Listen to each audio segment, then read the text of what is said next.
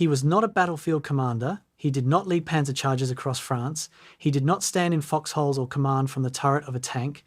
Alfred Jodl fought his war from a different kind of front, a front made of polished tables, maps covered in tiny flags, and orders stamped across crisp paper that travelled to every corner of Europe. If generals like Rommel and Manstein shaped the battlefield, Jodl shaped the war itself. In conference rooms deep inside bunkers, surrounded by charts that tracked the lives of millions, Jodl spoke with a voice that could move entire armies or doom them. He sat beside Hitler day after day through victories that stunned the world, through collapses that brought it to ruin, and when the Third Reich finally died, he was the man who signed its death certificate. Alfred Jodl did not look like history. He looked like a schoolteacher, calm, orderly, composed.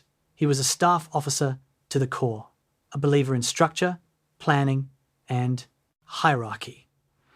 He joined the German army as a young artillery officer in the First World War, where he learned something that stayed with him forever. Wars are not won by emotion, they are won by organization. After the war, when Germany's military shrank under the Treaty of Versailles, Jodl remained one of the officers chosen to preserve whatever remained of discipline and structure. He excelled, he studied, he became a master of military planning. He believed obedience was not just a rule, it was a virtue. Then Hitler came. Others joined Hitler out of ideology or ambition. Jodl joined out of loyalty to the army.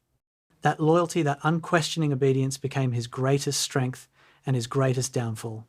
When Hitler demanded plans for invasions, Jodl drew them. When Hitler wanted arguments silenced, Jodl silenced them. He became the voice that turned Hitler's wishes into reality, not through passion, but through efficiency. In briefings inside the Wolf's Lair bunker, he sat at the table with Keitel and Hitler, reviewing directives that shaped the fate of nations. His signature appeared on orders that accelerated conquest and on orders that cost innocent lives. In 1940, when Hitler demanded the impossible, a rapid breakthrough across the Ardennes to collapse France, generals hesitated. Jodl did not. He supported the bold plan, brushing aside doubts. The result was shocking. France, a military giant, fell in weeks. Hitler trusted him. The High Command resented him. Jodl was no longer just a planner. He had become the architect of Hitler's confidence. As the war spread Norway, Greece, the Eastern Front, Jodl remained at Hitler's side as others broke, resigned, or were dismissed. He was there when Hitler issued the infamous Commissar Order, demanding the execution of Soviet political officers. He signed directives that escalated brutality against civilians. Jodl did not give the speech.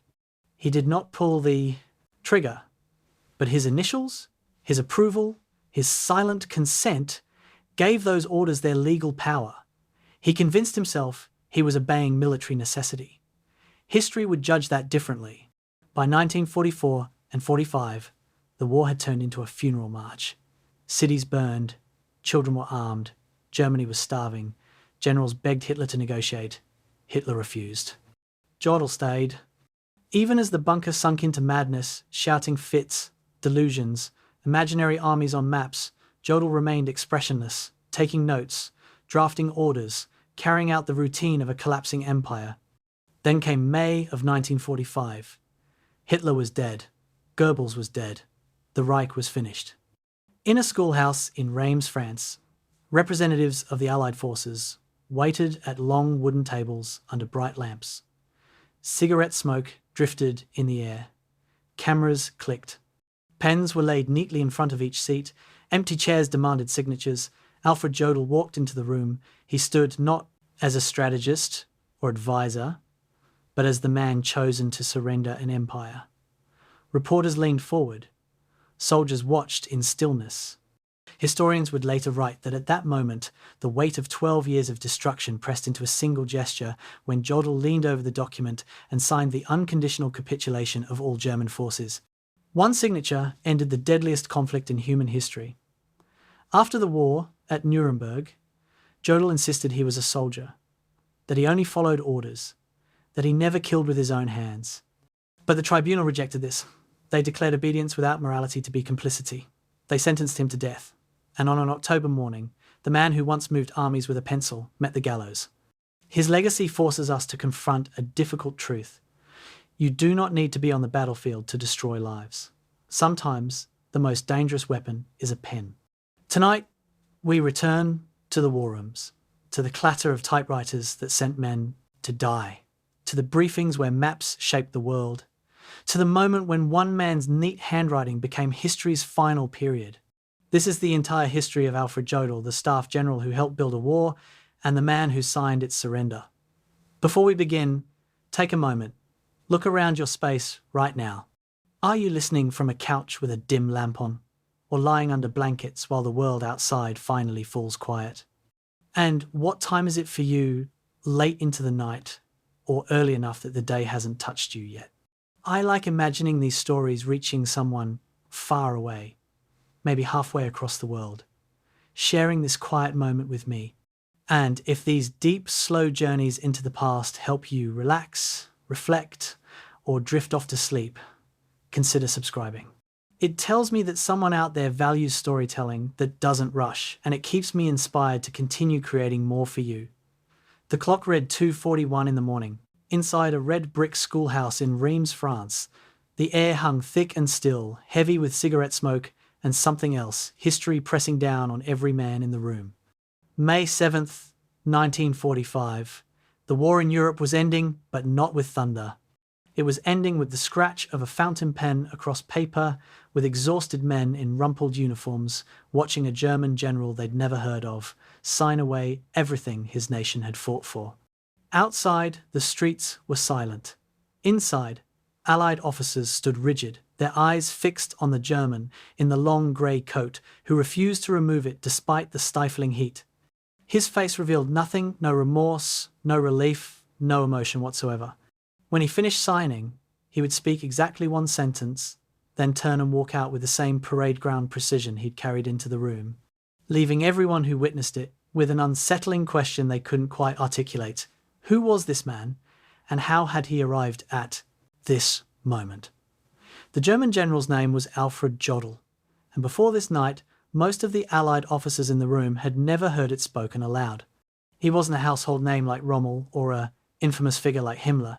He held no glamorous command, led no legendary panzer divisions, and appeared in none of the propaganda films that had defined the Nazi image of military might. Yet here he stood, chosen to sign the instrument of Germany's unconditional surrender, the most important signature any German officer would place on any document in the entire war. The schoolhouse had been converted into the Supreme Headquarters Allied Expeditionary Force, a warren of officers and communications equipment where Eisenhower and his staff had coordinated the final campaigns of the European theatre. Now, it served as the stage for Germany's final humiliation, and Jodl had travelled more than 500 miles from the provisional government at Flensburg to play his assigned role. The witnesses included American General Walter Bedell Smith, British Admiral Sir Harold Burrow, Soviet General Ivan Sosloparov, and French General François Cévez. Eisenhower himself remained deliberately absent, refusing to be in the same room with the German until after the surrender was complete. Jodl entered the room at precisely 2:35 a.m., flanked by two junior officers who seemed diminished by his presence despite their identical uniforms. He was 54 years old, of medium height and build, with the erect posture of a man who'd spent 4 decades in military service. His uniform was immaculate pressed, buttoned correctly, medals arranged in perfect order across his chest. While every other man in the overheated room showed signs of fatigue and the long night, Jodl appeared as fresh as if he'd just completed his morning routine. His face, lean and unremarkable, might have belonged to a school headmaster or a bank manager, certainly not to a man who'd spent the past 6 years helping direct the most destructive war in human history. When the Allied officers gestured to the chair before the table bearing the surrender documents, Jodl sat without hesitation, without the theatrical reluctance some had expected. He reviewed the 5 pages of text with the mechanical efficiency of a clerk checking inventory, his eyes moving across each line at a steady pace. Then he signed, his handwriting neat and unhurried, completing the act that formally ended the Third Reich. What happened next unsettled everyone present more than the signing itself. Jodl rose from his chair, stood at attention, and spoke in clear, accentless English. With this signature, the German people and the German armed forces are, for better or worse, delivered into the victor's hands. The sentence was strange, simultaneously an acknowledgement of defeat and something else, something the Allied officers couldn't quite parse.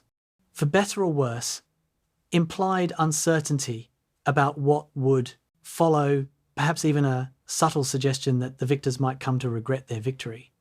Or perhaps it was simpler than that. Perhaps it was the only way a man like Jodl could frame what had just occurred, transforming Germany's catastrophic military collapse into language that sounded almost like a diplomatic exchange. The witnesses exchanged glances, but said nothing. Jodl offered a crisp salute, performed a textbook about-face, and walked out of the room with his escorts. Guards who watched him leave noted that his stride never faltered, his posture never slumped. Even in the moment of his nation's complete defeat, Alfred Jodl moved like a man on parade. The reaction in the room after Jodl's departure revealed the strange nature of the moment. Several officers had expected something: rage, tears, a breakdown, perhaps a dramatic refusal to sign that would require physical compulsion. Instead, they'd witnessed something far more unnerving. Perfect military discipline in the service of total surrender.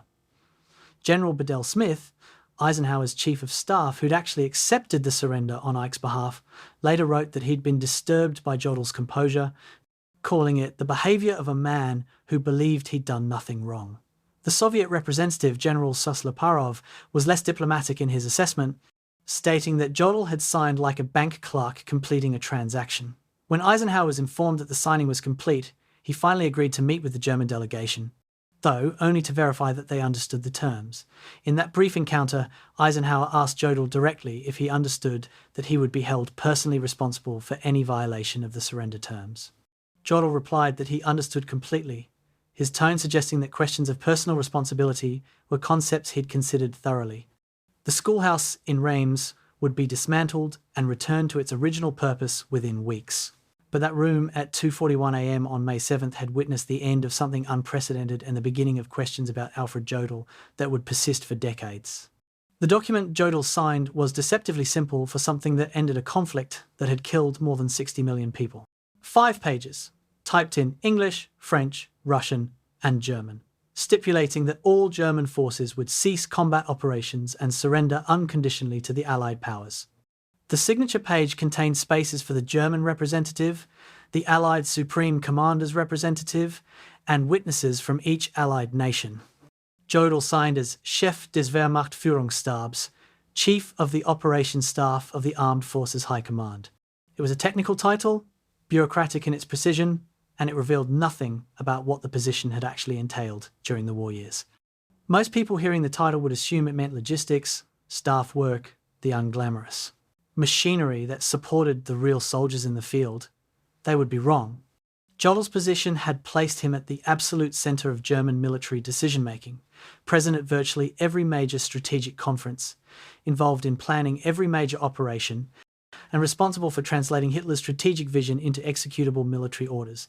For nearly 6 years, no significant military decision had been made without Jodl's participation.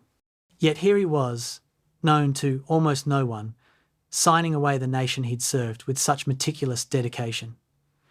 The temperature in the room that night was later estimated at 85 degrees Fahrenheit. Every witness sweated through their uniforms as the signing proceeded.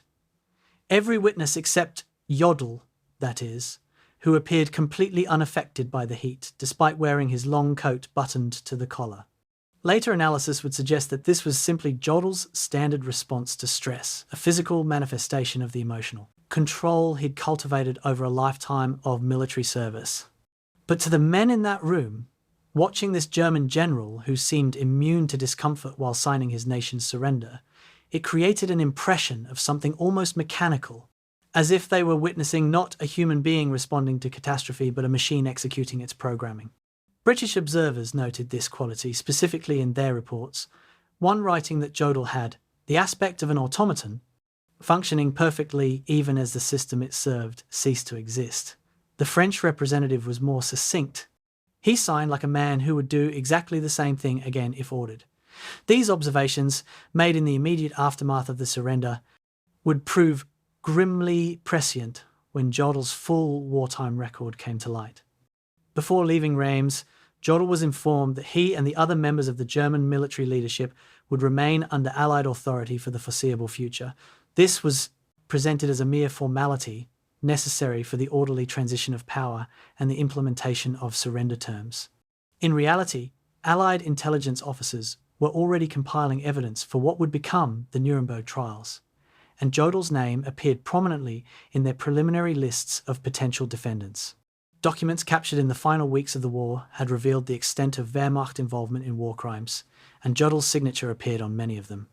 But on that night in Reims, this future remained uncertain. Jodl acknowledged the information about his continued detention with the same impassive acceptance he'd shown throughout the surrender ceremony. He asked only one question: whether he would be permitted to communicate with the provisional government at Flensburg. Told that limited communication would be allowed, he nodded once and said nothing further. Within hours, he would be in Allied custody. Within months, he would be in a cell at Nuremberg. Within 18 months, he would be dead. The moment of signature fountain pen touching paper at 2:41 a.m. on May 7th, 1945, represented the culmination of a journey that had begun 54 years earlier in Bavaria, when Alfred Jodl was born into a military family in an empire that would not survive his youth. Everything that happened in those 5 decades had led inexorably to this schoolhouse in France, to this table, to this surrender. But the story contained within those years remained hidden from the Allied officers who witnessed the signing. They saw only the surface: a competent-seeming German general performing an unpleasant duty with professional detachment. They could not yet see what lay beneath the specific decisions, the signed orders, the moral choices and moral failures that had transformed a Bavarian artillery officer into a man who would be held criminally responsible for some of the worst atrocities in human history. That revelation would come later, in a courtroom in Nuremberg, when prosecutors would present document after document bearing Jodl's signature, each one authorizing some new horror, each one raising the same terrible question: how does a man who appears so disciplined, so professional, so utterly ordinary, become complicit in genocide? The schoolhouse in Reims returned to silence after Jodl's departure. Eisenhower finally entered the surrender room, viewed the signed documents, and then addressed his staff with words that would become famous. The mission of this Allied force was fulfilled at 0241, local time, May 7th, 1945. It was a soldier's statement, precise and matter of fact, marking the end of operations with the same tone one might use to report the completion of any military objective. But several officers present that night would later write that they felt unsettled by the entire proceeding, that something about the German general who'd signed the surrender had disturbed them in ways they couldn't quite articulate. Perhaps it was his composure, so perfect it seemed inhuman. Perhaps it was his cryptic statement about better or worse, which suggested he knew things the Allies did not. Or perhaps it was simpler and more troubling, the recognition that the man who'd just signed away Nazi Germany looked and acted nothing like a monster, that he seemed merely professional, competent, and utterly convinced of his own correctness. This dissonance between appearance and reality, between professional competence and moral catastrophe, would define everything that followed. The signature at 2:41 a.m. was an ending, yes, but it was also the beginning of a reckoning with questions that had no easy answers. Who was Alfred Jodl? How did he become the man who signed that document, and what does his story reveal about the nature of complicity, obedience, and the terrible things that ordinary people can do when they serve extraordinary evil? May 10th, 1890. Würzburg, Bavaria. A comfortable stone house in a respectable neighbourhood. Inside, a military officer's wife gave birth to her second son, and by evening the infant's father had already decided his future. The boy would be named Alfred Joseph Ferdinand Jodl, and he would serve Germany in uniform, continuing a family tradition that stretched back generations. There was no drama in this decision, no great ceremony. In the Jodl household, as in thousands of similar families across the German Empire, military service was simply what sons did, particularly second sons who would inherit no estate, who needed a profession that offered security, status, and the certainty that came from strict hierarchies and clear rules. Alfred's father, Ferdinand Jodl, was an artillery captain in the Bavarian army, a man whose entire life revolved around questions of range, trajectory, and the proper care of horses and guns. His expectations for his sons were uncomplicated. They would attend the cadet academies, they would earn their commissions, and they would serve the fatherland with honour. It was not a life that encouraged questions or doubts. It was a life built on obedience. Young Alfred thrived in this environment in ways that concerned no one at the time but would later seem ominous in retrospect. He entered the Bavarian Cadet Corps at age 13 in 1903, joining an institution designed to transform boys into officers through a combination of classical education and military discipline. His grades were consistently excellent, particularly in mathematics and languages. His conduct reports were flawless, no demerits, no disciplinary issues, no signs of the rebellion that affected many of his classmates. In a letter home during his second year at the academy, young Jodl wrote a sentence that his teachers praised and his parents preserved. "Obedience is the soldier's first virtue, and I strive daily to perfect it." He was 14 years old. Other boys his age were testing boundaries, questioning authority, discovering who they might become apart from their family's expectations. Alfred Jodl was already declaring his identity, a man who would obey. His teachers noted with approval that Cadet Jodl never required repetition of orders, never hesitated when given direction, and showed particular aptitude for translating complex strategic concepts into clear, executable plans. These were the skills that would make him invaluable to his superiors for the next 4 decades. The German Empire into which Jodl came of age was a society obsessed with military glory and haunted by anxiety about its place among the great powers. Kaiser Wilhelm II had transformed Germany into an industrial powerhouse, but the nation remained encircled by potential enemies: France seeking revenge for 1870, Russia expanding its influence, Britain watching German naval build-up with alarm. The officer class into which Jodl was ascending saw themselves as guardians of German greatness, the steel spine that kept the nation strong in a hostile world. This worldview shaped everything about Jodl's education. At the Bavarian War School, which he attended from 1910 to 1914, the curriculum emphasised not just military tactics but also the philosophy of military service, the idea that the army stood above politics, that officers served the nation rather than any particular government, and that the military was the purest expression of German virtue. These concepts would later provide Jodl with the intellectual framework he would use to justify serving Hitler while maintaining that he was apolitical. But in 1914, such questions remained purely theoretical. On August 4th, 1914, everything changed. Germany declared war on France, Britain declared war on Germany. The vast, intricate system of alliances that European diplomats had constructed to prevent war instead triggered a catastrophe that would destroy empires and kill millions. Alfred Jodl was 24 years old, a freshly commissioned lieutenant in the Bavarian 7th Field Artillery Regiment. Within weeks, he was in Belgium, part of the massive German offensive driving toward Paris.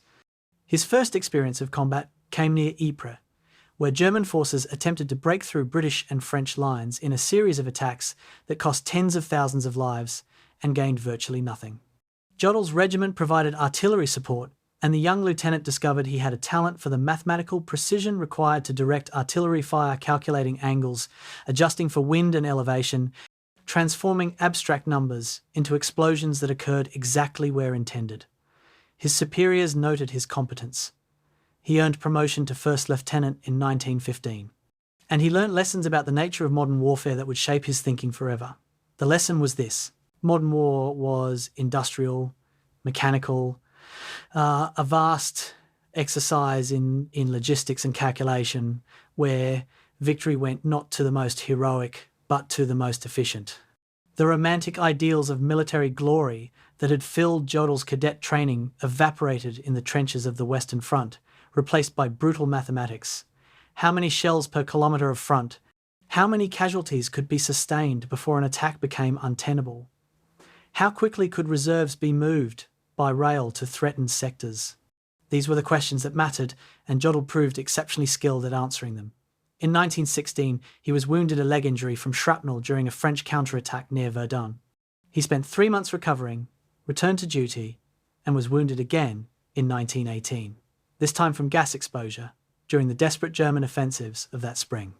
Both times, he returned to service as quickly as possible. His personnel file from the period describes him as utterly reliable, shows no signs of nervous strain, maintains perfect discipline under fire. It was high praise in an army where shell shock was common and officers regularly broke under the strain. Jodl didn't break. He never would. November 11th, 1918, the armistice. Jodl was serving with his unit in occupied Belgium when word came that Germany had surrendered.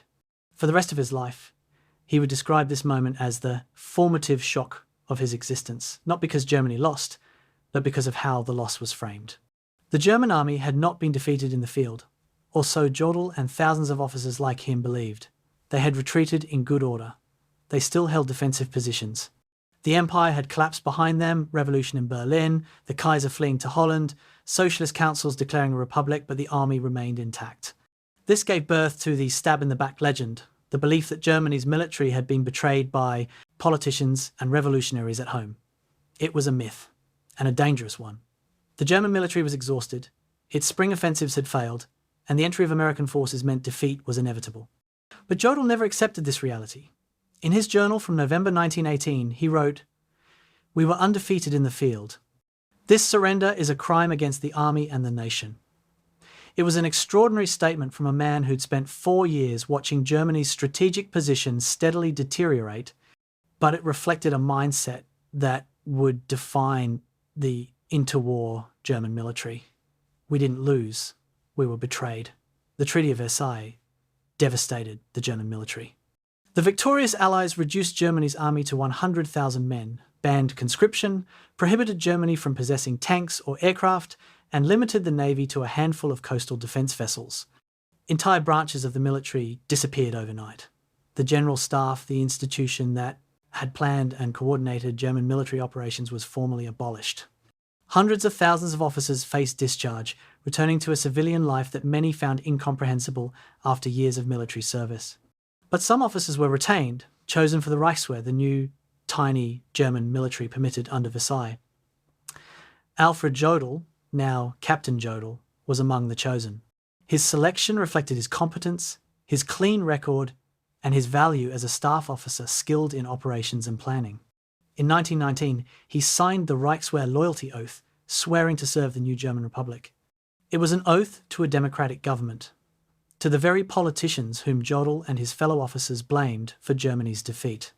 Yet he signed without visible hesitation, because the oath was to Germany, and in Jodl's mind, that distinction mattered absolutely. The Weimar years shaped Jodl in ways that would prove catastrophic later.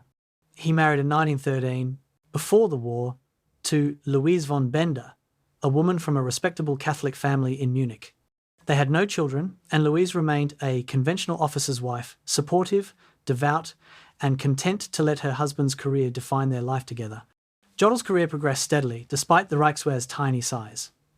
He attended the Reichswehr's staff college, becoming part of the select group, being trained as future commanders and planners. His fellow officers noted his increasing focus on operational planning, his gift for seeing warfare as a vast, interconnected system where logistics, intelligence, and movement had to be coordinated with mathematical precision.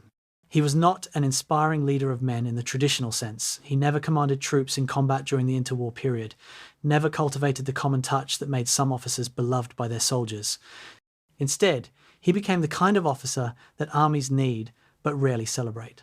The planner, the coordinator, the man who could take a commander's intent and transform it into detailed orders that thousands of men could execute. It was exactly this skill that would bring him to Hitler's attention. Throughout the 1920s and early 30s, Jodl watched the Weimar Republic with undisguised contempt. His diary entries from the period reveal a man who saw democracy as chaos, who believed parliamentary politics degraded the nation, and who yearned for the certainty and hierarchy of the vanished empire. Yet he served loyally, because the army served Germany, not any particular government, or so he told himself. This distinction became increasingly important as political extremism grew in Germany. The communists wanted revolution, The National Socialists wanted dictatorship. The Democratic parties seemed helpless to address the economic catastrophe of the Great Depression or the humiliation of Versailles.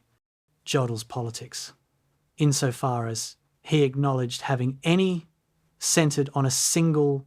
Germany needed strong leadership and a strong military, and any government that provided those things deserved the army's loyalty. It was a position that sounds principled in abstract terms, but proved morally bankrupt when tested by reality. In January 1933, that test arrived. The army that shaped Alfred Jodl was not particularly Nazi in its sympathies during the early 30s, but it was deeply nationalist, authoritarian, and convinced that Versailles represented an unbearable injustice that must be overturned. These beliefs made officers like Jodl vulnerable to Hitler's message, even when they found the Nazis vulgar and crude. Hitler promised to restore German military power. He promised to overturn Versailles. He promised strong leadership and an end to parliamentary squabbling. For an officer like Jodl, 42 years old, in 1933, shaped by the trauma of losing a war he believed Germany should have won, contemptuous of democratic politics, and convinced that only military strength could secure Germany's future, the choice Hitler represented seemed clear. Not everyone in the officer corps agreed. Some, like General Kurt von Hammerstein-Eckward, warned that Hitler would destroy Germany. Others resigned, rather than serve the new regime.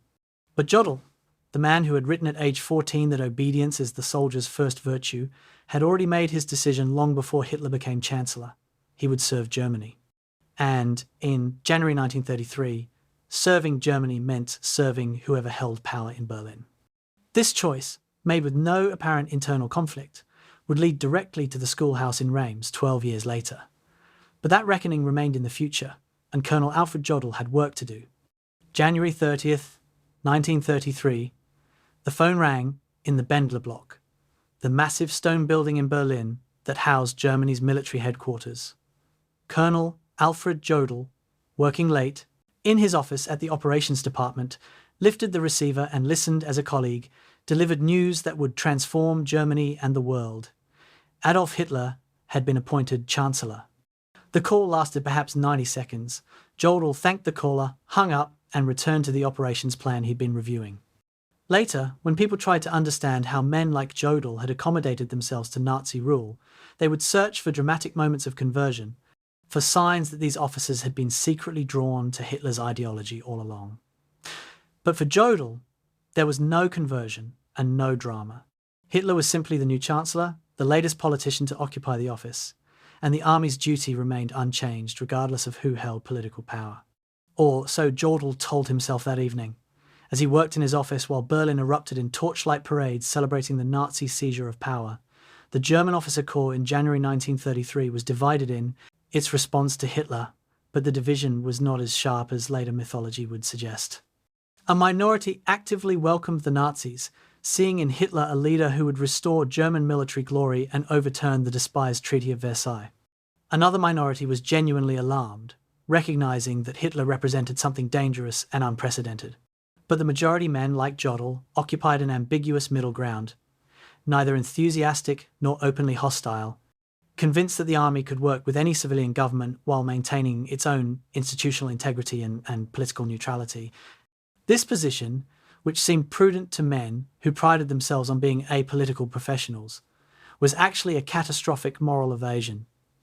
The army was not politically neutral. It had actively supported the destruction of the Weimar Republic. And by agreeing to serve Hitler, officers like Jodl were not maintaining professional distance from politics. They were making a profoundly political choice with consequences they refused to imagine. The debate within the officer corps became explicit in February 1933 during a dinner at the officers' mess that Jodl would remember for the rest of his life. General Kurt von Hammerstein-Eckward, the army chief of staff, and one of the few senior officers deeply skeptical of Hitler, spoke bluntly about the danger the Nazis represented. Germany was embarking on a path that would lead to catastrophe, von Hammerstein argued. The Nazis were not traditional conservatives who could be managed and controlled. They were revolutionaries who would subordinate every institution, including the army, to their ideology. Officers had a choice: resist now, resign in protest, or accommodate and become complicit in whatever followed. The room fell silent. Von Hammerstein's warning was extraordinarily direct, the kind of political statement that violated the officer corps' self-image as servants of the state rather than political actors. Into that silence, Colonel Jodl spoke. "Politicians come and go," he said calmly. "Germany endures. Our duty is to serve the nation, regardless of who occupies the chancellery." It was a statement that many officers in that room wanted to hear, because it allowed them to believe they were doing the honourable thing by continuing to serve. Years later, von Hammerstein would recall that dinner and say that Jodl's statement had been the voice of men who didn't want to choose, speaking to other men who didn't want to choose. February 27th, 1933, the Reichstag burned. Jodl watched the flames from his office window in the Bendler block, close enough to see the glow lighting the night sky but too far to hear the fire brigades or the chaos in the streets. The fire, likely set by the Nazis themselves, though they blamed a communist conspiracy, gave Hitler the pretext he needed to assume emergency powers and begin dismantling German democracy. The next morning, Jodl wrote in his diary a phrase that would haunt his defenders decades later. Decisive moment. What did he mean? Was he recognizing that this was the moment when Hitler moved from democratic politician to authoritarian dictator? Was he excited by this development, seeing it as the strong leadership Germany needed? Or was he merely making a neutral observation, recording an important event without passing judgment? The answer matters, because it reveals whether Jodl understood what was happening and approved, or whether he genuinely saw himself as a political professional simply observing political events. His later actions suggest the truth was darker. He understood perfectly well that Hitler was establishing a dictatorship, and he welcomed it. The transformation of Germany's government into a Nazi dictatorship proceeded rapidly over the next 18 months, and at each stage, the army had opportunities to object, to intervene, or at minimum to register opposition. Instead, the army became Hitler's most important enabler. In March 1933, Hitler persuaded the Reichstag to pass the Enabling Act, giving him power to make laws without parliamentary approval. The army did nothing. In June 1934, Hitler ordered the murder of Ernst Röhm and the leadership of the SA, the Nazi paramilitary force that Hitler saw as a threat to his power in the Night of the Long Knives. The army not only did nothing, it actively supported the purge, seeing the elimination of the SA as beneficial to its own institutional interests. And then, in August 1934, President Paul von Hindenburg died. Hindenburg had been the last link to the old Germany, the World War I hero, whose presence had provided a veneer of constitutional continuity. With Hindenburg dead, Hitler combined the offices of President and Chancellor, making himself Führer leader with absolute power. And the army, which had sworn allegiance to the Constitution, and the President agreed to swear a new oath. August 2nd, 1934. Across Germany, every officer and soldier in the Wehrmacht, the new name for Germany's military, replacing the Reichswehr, repeated the same words. "I swear by God this sacred oath that I shall render unconditional obedience to Adolf Hitler, the Führer of the German people and Supreme Commander of the Armed Forces, and I shall be ready as a brave soldier to risk my life at any time for this oath." The oath was extraordinary in several ways. It was personal, sworn to Hitler rather than to Germany or the Constitution. It invoked God, making it a religious as well as military commitment, and it specified unconditional obedience, not lawful obedience or obedience to lawful orders, but obedience with no qualifications or limits. For Catholic officers like Jodl, the oath should have presented a profound crisis of conscience. Church teaching was clear that obedience to human authority was conditional, limited by higher moral law. But there was no crisis. Jodl took the oath without hesitation, without recorded doubt, without any apparent recognition that he was surrendering moral autonomy to a dictator. When asked years later why he'd taken the oath, he would say simply that an officer cannot refuse orders. But no one had ordered him to take the oath. He'd had the option of resigning. Hundreds of officers would later claim they'd felt trapped by the oath, bound by it to obey even criminal orders. But the oath was itself a choice, and Jodl chose freely. By 1935, Hitler had begun openly violating the Treaty of Versailles, and the Wehrmacht was enthusiastically helping him do so. Germany announced it would no longer abide by Versailles' military restrictions. conscription resumed. The Luftwaffe, the Air Force, band under Versailles, appeared openly, equipped with modern aircraft. Tank divisions began forming, equipped with panzers whose development had been covertly supported by the army throughout the Weimar years. All of this was illegal under international law, but the Western democracies did nothing beyond verbal protests. And within the Wehrmacht, officers like Jodl saw their judgment confirmed. Hitler was making Germany strong again, overturning the hated Versailles system, and the democracies were too weak to stop him. It was in 1935 that Hitler first took personal notice of Colonel Jodl. During a presentation on rearmament progress at the Reich Chancellery, Jodl had delivered a briefing that impressed Hitler with its clarity and precision. The Führer asked questions. Jodl answered them directly, without the nervous deference that Hitler found irritating in so many officers. After the meeting, Hitler asked who Jodl was, and was told he was one of the Wehrmacht's most skilled operational planners. Hitler filed that information away. Within 3 years, Jodl would be working directly under him. The pattern that defined Jodl's relationship with Nazism was established in these early years. He was not an ideological true believer, not a party member driven by racial hatred or revolutionary fervour, but rather a professional who saw in Hitler a means to achieve goals the army had held since Versailles German rearmament, the restoration of German power, and revenge for the humiliation of 1918. This pattern would persist throughout the war years. Jodl would implement policies of unspeakable brutality, sign orders that authorized mass murder, and coordinate military operations designed to facilitate genocide. But he would do all of this while maintaining to himself and others that he was simply a soldier doing his professional duty, that he served Germany rather than Hitler, and that he remained somehow apart from the regime's criminal nature. This self-deception was made possible by decisions taken in 1933 and 1934, when Jodl and thousands of officers like him chose to serve Hitler rather than resign or resist. They told themselves they were being professional, apolitical, and patriotic. They were actually surrendering their moral autonomy to a dictator, and they did so willingly. Of approximately 4,000 Reichswehr officers serving when Hitler took power, fewer than 50 resigned in protest between 1933 and 1938. This remarkable statistic reveals the depth of the officer corps' accommodation with Nazism. But it also raises a question: what happened to the men who did resign? Most simply returned to civilian life, found other work, and survived the Nazi period in obscurity. A handful faced persecution for their opposition, but these were exceptions rather than the rule. The point is that resignation was possible. The cost of refusing to serve Hitler, while real, was not death or imprisonment, not in the 1930s, at least. Jodl could have walked away. The rationalization he would offer later that the oath bound him that a soldier cannot refuse was false. The oath was itself a choice, and one he made freely.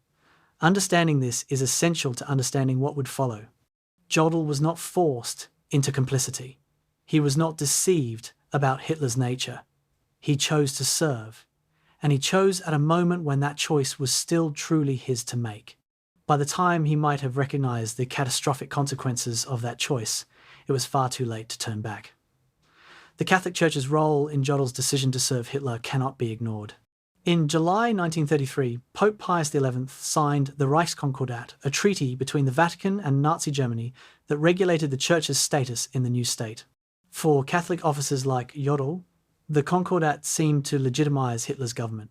If the Pope himself was willing to negotiate with Hitler, if the Church saw the regime as a legitimate authority with which treaties could be signed, how could individual Catholics be expected to refuse service?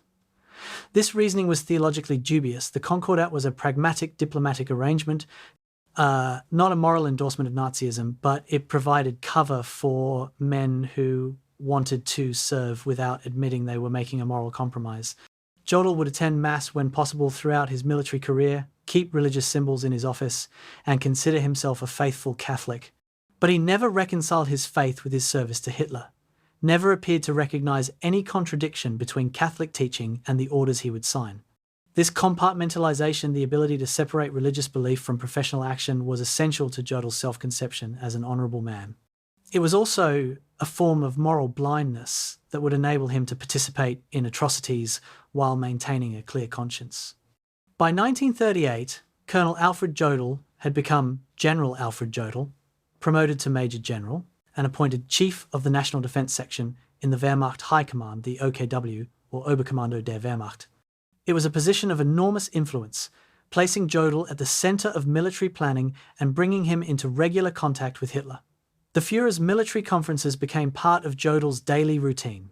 Hitler would deliver long monologues on strategy, politics, and ideology. Jodl would listen, take notes, and then work with his staff to translate Hitler's rambling guidance into concrete operational plans. It was exactly the kind of work Jodl excelled at, turning strategic vision into executable reality. That the strategic vision came from a dictator bent on war and racial conquest was, in Jodl's mind, irrelevant to his professional duties. He was a soldier. Soldiers plan and execute operations. The decision to go to war, the choice of which nations to invade and which populations to destroy, these were political questions, and Jodl had decided long ago that political questions were not his concern. It was a convenient fiction that would carry him through 6 years of war and, ultimately, to the gallows at Nuremberg. But in 1938, that reckoning remained a decade away, and General Jodl had campaigns to plan. August 1938. The conference room in the Oberkommando der Wehrmacht headquarters in Berlin hummed with tension as Major General Alfred Jodl stood before a wall-sized map of Central Europe. Red lines traced proposed invasion routes into Czechoslovakia, and blue markers indicated where German forces would concentrate before the attack. Hitler sat at the head of the table, his eyes fixed on the map as Jodl presented Fall Grün, Case Green, the operational plan for destroying the Czech state. Jodl's voice was calm and precise as he explained how 3 German armies would smash through Czech border fortifications, how the Luftwaffe would achieve air superiority in the war's opening hours, and how rapid armoured thrusts would prevent Czech forces from establishing coherent defensive lines. The presentation lasted 90 minutes, and when it concluded, Hitler was satisfied. He had a plan. Jodl had given him exactly what he wanted, a blueprint for aggressive war wrapped in professional military analysis. This was the relationship that would define the next 7 years, Hitler providing strategic intent, Jodl transforming that intent into operational reality. The Munich Conference of September 1938 denied Hitler his war, at least temporarily. British Prime Minister Neville Chamberlain and French Premier Édouard Daladier, desperate to avoid another European conflict, agreed to Hitler's demands without requiring military action. Czechoslovakia was forced to surrender the Sudetenland, the border regions where ethnic Germans lived, and Germany occupied the territory without firing a shot. It was a diplomatic triumph that should have pleased everyone in the German High Command. Instead, Jodl wrote in his diary on September 30th, 1938, "Führer robbed of his war." The phrase is chilling for what it reveals about Jodl's mindset.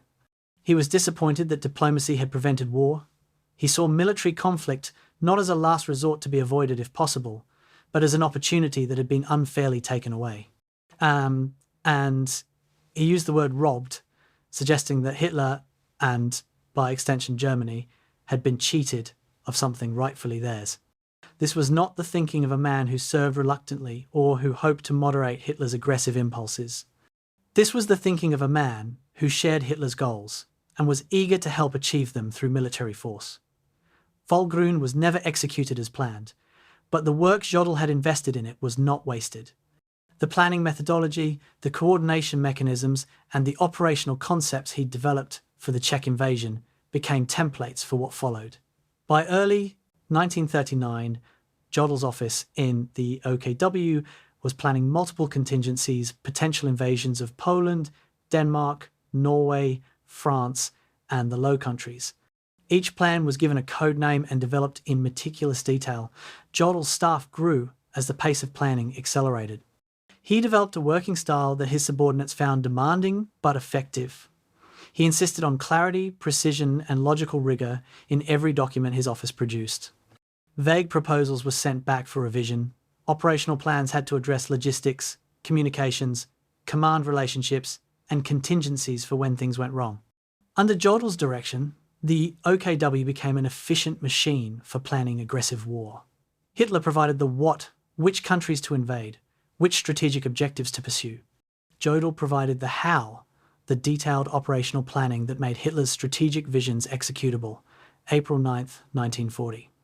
At 5:20 a.m., Jodl stood in the OKW operations room as German forces simultaneously invaded Denmark and Norway. It was an operation of unprecedented complexity, amphibious landings, paratrooper drops, and air assaults conducted across hundreds of miles of Norwegian coastline, coordinated to begin at precisely the same moment. The operation was Jodl's masterpiece of planning. Denmark fell in hours, overwhelmed before it could mount meaningful resistance. Norway took longer, with British forces intervening to support Norwegian resistance. But German success was never in doubt. By early May, Norway was under German control, providing submarine bases that would threaten British shipping for the rest of the war and securing Swedish iron ore supplies that German war industry desperately needed. The Norwegian campaign demonstrated something new in warfare: the successful coordination of air power, naval forces, and ground troops in a combined arms operation that achieved complete surprise and overwhelmed defenders before they could react. Military professionals worldwide studied the operation with a mixture of alarm and admiration.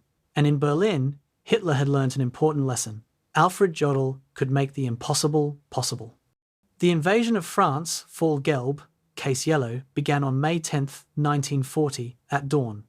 Jodl coordinated the massive operation from the OKW operations room, monitoring reports from multiple army groups as they crashed through the Ardennes forest, bypassing France's supposedly impregnable Maginot Line fortifications. The plan was audacious to the point of recklessness, concentrating Germany's armoured forces on a narrow front through difficult terrain, where French planners had assumed tanks couldn't operate in strength. But the plan worked brilliantly. German panzers broke through at Sedan, raced to the English Channel, and trapped the British Expeditionary Force and the best French armies in a pocket around Dunkirk.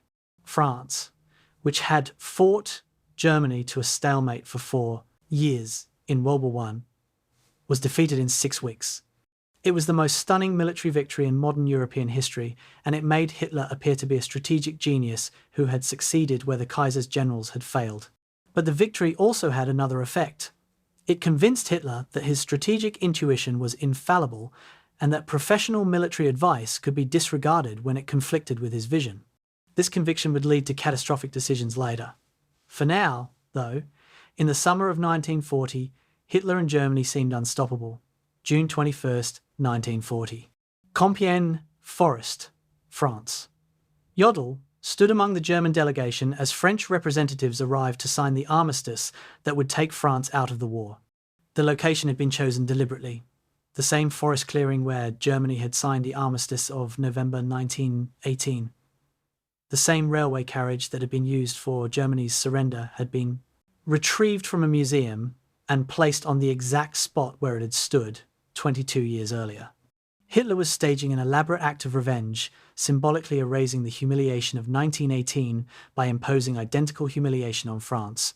Jodl watched as French generals signed the surrender documents, their faces masks of suppressed grief. For Jodl and his generation of German officers, men who had fought in the trenches of the First World War, who had endured the shame of Versailles, who had spent 2 decades planning for this moment, the scene in Compiègne represented vindication. Germany had not been permanently defeated in 1918. The stab in the back had been avenged. Military honour had been restored. These beliefs were dangerous illusions, and they blinded Jodl to the moral catastrophe he was helping to create. The structure of German military command was crucial to understanding Jodl's role and responsibility.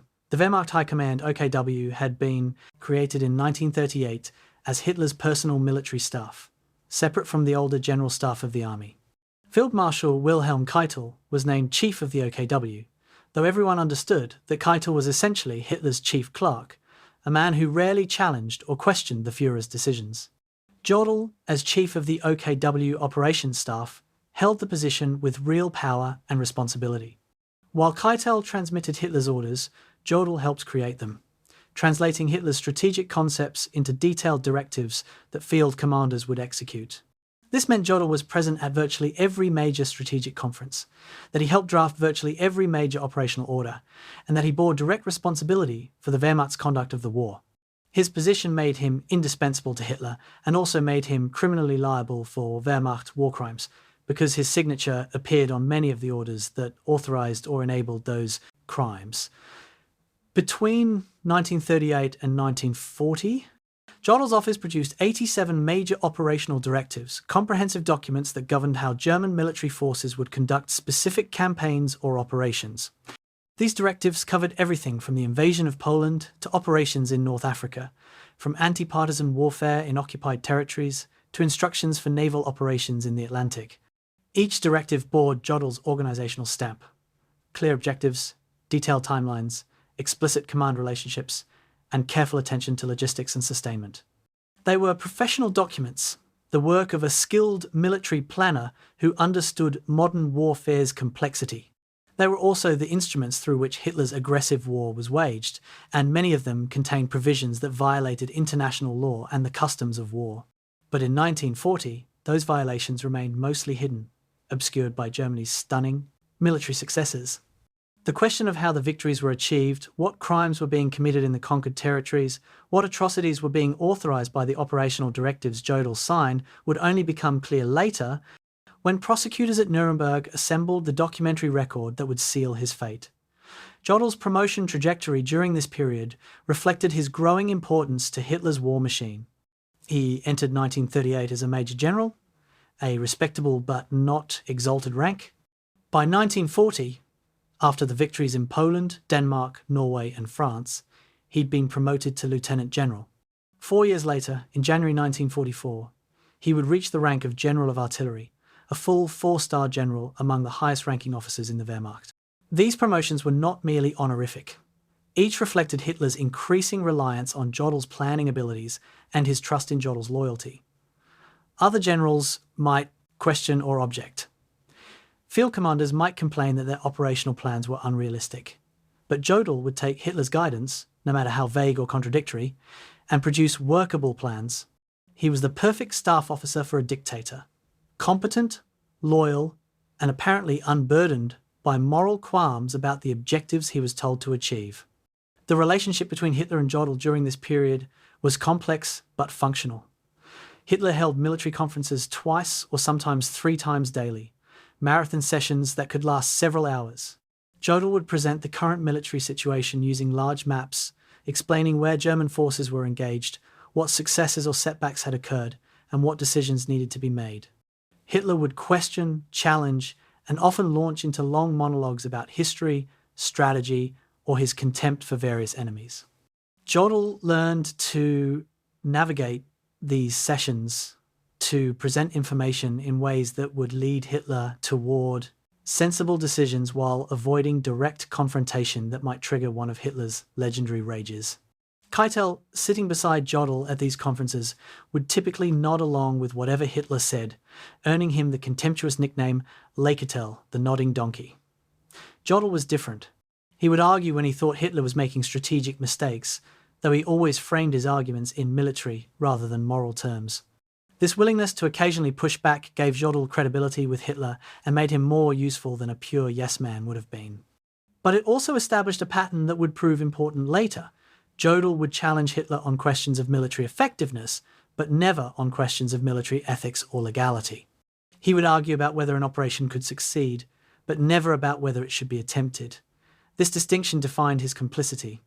By the end of 1940, as German forces prepared for operations that would expand the war to the Balkans and eventually to the Soviet Union, Alfred Jodl had become one of the most powerful men in Nazi Germany, despite holding no political position and maintaining his self-image as an apolitical professional soldier.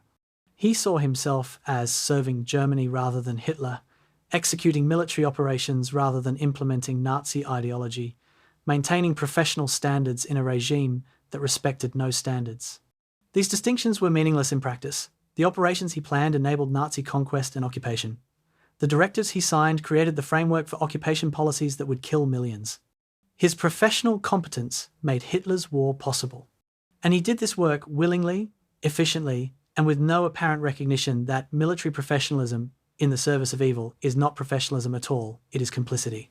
The campaigns of 1939 and 1940 were merely preparation, the true test of Jodl's character and the true revelation of his moral bankruptcy would come in 1941, when he helped plan an operation that was designed from its inception to be a war of extermination. That operation had a code name, Barbarossa, September 1st, 1939, 4:45 a.m. The German battleship Schleswig-Holstein, supposedly on a courtesy visit to Danzig, opened fire on Polish fortifications at Westerplatte. Minutes later, along a front stretching nearly 2,000 miles from the Baltic Sea to the Carpathian Mountains, German forces crossed into Poland. In the OKW operations room in Berlin, Alfred Jodl marked the start time in the operational log with characteristic precision. Full Weiss case white commenced 04:45. Surprise achieved across all sectors. The invasion of Poland was a masterpiece of military planning, and Jodl had spent months perfecting every detail. 2 army groups, one striking from Germany proper, the other from occupied Czechoslovakia, would execute a massive double envelopment, trapping Polish forces before they could retreat to defensive positions along Poland's rivers. The Luftwaffe would destroy the Polish Air Force on the ground in the war's opening hours. Panzer divisions would race deep into Polish territory, disrupting command and control, creating chaos that would prevent organised resistance. The plan worked exactly as Jodl had designed it. But what followed the military victory would establish precedents that would haunt Jodl at Nuremberg and reveal the true nature of the war Germany was waging. The military phase of the Polish campaign lasted 36 days, ending on October 6th when the last organised Polish resistance collapsed. German casualties were relatively light, approximately 16,000 dead, while Polish military losses were substantially higher, with around 66,000 soldiers killed. These numbers alone suggested a one-sided military victory, the kind of campaign that military historians would study for its operational excellence. But these numbers told only part of the story, the part that men like Jodl preferred to focus on. The other part of the story involved what happened behind the advancing Wehrmacht units in the territories that fell under German occupation, where different forces operated with different objectives, and where the true nature of Nazi intentions began to reveal itself. Jodl received reports about these operations. He signed directives that enabled them, and he did nothing to stop them establishing a pattern of knowledge and complicity that would repeat itself throughout the war. September 7th, 1939, 1 week into the invasion. A report reached Jodl's desk at OKW headquarters from Wehrmacht liaison officers in occupied Poland. The report detailed the activities of SS Einsatzgruppen special task forces operating behind the front lines. These units, totaling approximately 3,000 men organised into 5 groups, were conducting what the report euphemistically described as pacification operations. The reality was mass murder. The Einsatzgruppen were targeting Polish intelligentsia, clergy, nobility, and other community leaders for immediate execution. The goal, as Reinhard Heydrich had explained in a directive issued before the invasion, was to decapitate Polish society, eliminating anyone who might organise resistance or preserve Polish national identity. This was not counterinsurgency as traditionally understood. This was the systematic murder of civilians, selected for death based on their social position and education. The report that reached Jodl's desk made the nature of these operations clear. His response was to file the report. No investigation, no protest. No attempt to halt operations that obviously violated military law and the customs of war, just filing as if the report were routine administrative paperwork rather than evidence of mass murder. September 21st, 1939. A meeting took place between Reinhard Heydrich, chief of the Reich Security Main Office, and General Eduard Wagner, the Wehrmacht's Quartermaster General. The meeting's purpose was to establish a formal division of labour between the SS and the Wehrmacht in occupied Poland. The Wehrmacht would handle military security, suppressing armed resistance, controlling strategic locations, maintaining order in the immediate rear areas. The SS would handle special tasks, a phrase that everyone understood meant the murder of Jews, Polish intellectuals, and anyone else the Nazis considered undesirable. Notes from this meeting crossed Jodl's desk within days. The document made clear that Wehrmacht cooperation would be required. The SS would need logistical support, transportation, and in some cases armed assistance from Wehrmacht units. This was the moment when the institutional separation between military operations and SS atrocities began to collapse, when Wehrmacht officers like Jodl had to decide whether to facilitate SS murder operations or to object and potentially obstruct them. Jodl's decision was to proceed with coordination.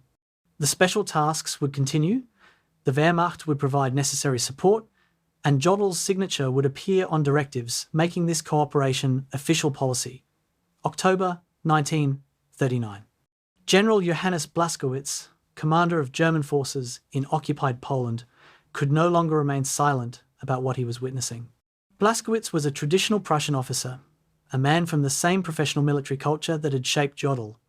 But unlike Jodl, Blaskowitz retained enough moral clarity to recognise atrocity when he saw it. He drafted a detailed memorandum documenting SS crimes in Poland, the mass shootings, the arbitrary killings, the sadistic treatment of Jewish civilians, the complete absence of military necessity or legal justification for these actions. The memorandum was explicit and detailed, naming specific incidents and specific SS units responsible for them. Blaskowitz forwarded the memorandum through proper channels, and it reached OKW headquarters, where it landed on Jodl's desk. The document represented a clear challenge. A senior field commander was formally protesting war crimes and requesting that OKW intervene to stop them. Jodl's response was to forward the memorandum to Hitler, accompanied by no recommendation and no endorsement of Blaskowitz's concerns. Hitler's reaction was predictable. Blaskowitz was labelled as having Salvation Army attitudes, and his complaints were dismissed as irrelevant. Jodl never followed up. The atrocities continued. November 25th, 1939. Jodl signed a directive that would later be used as evidence against him at Nuremberg. The directive, distributed to Wehrmacht units in occupied Poland, ordered that military forces provide logistical support for SS operations in the occupied territories. The language was bureaucratic and vague, the kind of administrative instruction that appeared in countless military documents. But the practical meaning was clear. Wehrmacht transportation units would move SS killing squads to their destinations. Wehrmacht supply depots would provide fuel and ammunition for SS operations. Wehrmacht's security forces would cordon areas where SS units conducted massacres, preventing victims from escaping and witnesses from interfering. The directive transformed the Wehrmacht from a military force that turned a blind eye to SS crimes into an organisation that actively enabled those crimes. And it bore Alfred Jodl's signature, making him personally responsible for institutionalising Wehrmacht complicity in mass murder. The scale of killing in Poland during the first months of German occupation was staggering. Between September and December 1939, German forces, SS, police, and in some cases Wehrmacht units murdered between 120,000 and 150,000 Polish civilians. These were not casualties of combat, not deaths resulting from military operations against armed resistance. These were deliberate murders of unarmed civilians, executed as part of a systematic plan to terrorise the Polish population and eliminate anyone who might lead resistance to German rule. The Einsatzgruppen alone killed approximately 65,000 people in these first months, working from lists prepared before the invasion, identifying targets for execution. Jewish communities were attacked with particular savagery. Synagogues were burned. Jewish neighbourhoods were subjected to random violence. Jews were forced into newly created ghettos in major cities, beginning the process of segregation and concentration that would eventually lead to the death camps. Wehrmacht forces witnessed all of this. In many cases, they facilitated it. And at OKW headquarters in Berlin, Alfred Jodl received reports documenting these atrocities while continuing to plan and coordinate military operations as if the criminal nature of the occupation was irrelevant to his professional responsibilities. The response of Wehrmacht leadership to Blaskowitz's protest revealed the moral bankruptcy of the institution Jodl served. Blaskowitz was not the only officer who objected to SS atrocities in Poland. Several other commanders forwarded similar complaints, expressing concern that Wehrmacht discipline and honour were being degraded by association with SS crimes. But the institutional response was not to investigate or halt the atrocities. The institutional response was to silence the objectors. Hitler told the Wehrmacht leadership explicitly that the actions in Poland were necessary for German security and that squeamish officers needed to accept reality or face replacement. Field Marshal Wilhelm Keitel, Jodl's immediate superior as chief of OKW, transmitted this guidance to subordinate commands with his characteristic absence of moral courage. And Jodl, who had access to all the reports, who knew exactly what was happening in occupied Poland, who could have used his position to support officers like Blaskowitz, chose instead to ignore the entire issue. His diary from this period contains no entries expressing concern about SS atrocities. His official communications contain no attempts to restrict Wehrmacht cooperation with SS operations. His later defense that he knew nothing of these crimes, that he was focused on military operations and unaware of occupation policies, was demonstrably false. The documentary record proved he knew, and the documentary record proved he did nothing. The precedent established in Poland would shape everything that followed. Germany had invaded a neighbouring country in violation of international law, waged aggressive war without legitimate cause, and immediately upon occupying that country had begun systematically murdering civilians for no military purpose. The Wehrmacht had not merely stood aside while these crimes occurred, it had actively provided support and cooperation that made the crimes easier to execute. And Wehrmacht leadership, including Alfred Jodl, had responded to protests from their own officers, not by investigating or halting the crimes, but by dismissing the objections and ensuring continued cooperation. This pattern, aggressive war, systematic atrocity, Wehrmacht complicity, and leadership indifference would repeat itself in every territory Germany occupied over the next 6 years. The scale would grow larger, the methods would become more efficient, the documentation would become more explicit, but the fundamental dynamic was established in Poland in the autumn of 1939. The Wehrmacht was not fighting a traditional war governed by military honor and international law. It was serving as the armed wing of a regime committed to racial conquest and extermination. And officers like Jodl had made a choice to facilitate rather than resist that reality. The psychological mechanism that allowed Jodl to participate in this system deserves examination. He was not a sadist who enjoyed cruelty. He was not an ideological fanatic who celebrated mass murder as necessary for racial purity. By all accounts, he was a reserved, disciplined, professional officer who saw himself as serving Germany rather than serving Nazism. But this self-conception was a moral evasion of the most profound kind. Jodl had convinced himself that there was a meaningful distinction between military operations, which were his responsibility, and occupation policies, which he characterized as political matters outside his purview. This distinction allowed him to focus on the aspects of the war that interested him professionally, while ignoring or minimizing the atrocities his work made possible. It was a compartmentalized morality, a way of maintaining self-respect while participating in crimes against humanity. And it was sustained by a deeply ingrained habit of obedience, a conviction that soldiers should not question the political objectives they were ordered to achieve. This habit of obedience, which Jodl had been cultivating since he was 14 years old, had become so deeply rooted in his character that it functioned as a substitute for moral reasoning. He didn't need to evaluate whether orders were ethical or legal. He only needed to determine whether they could be effectively executed.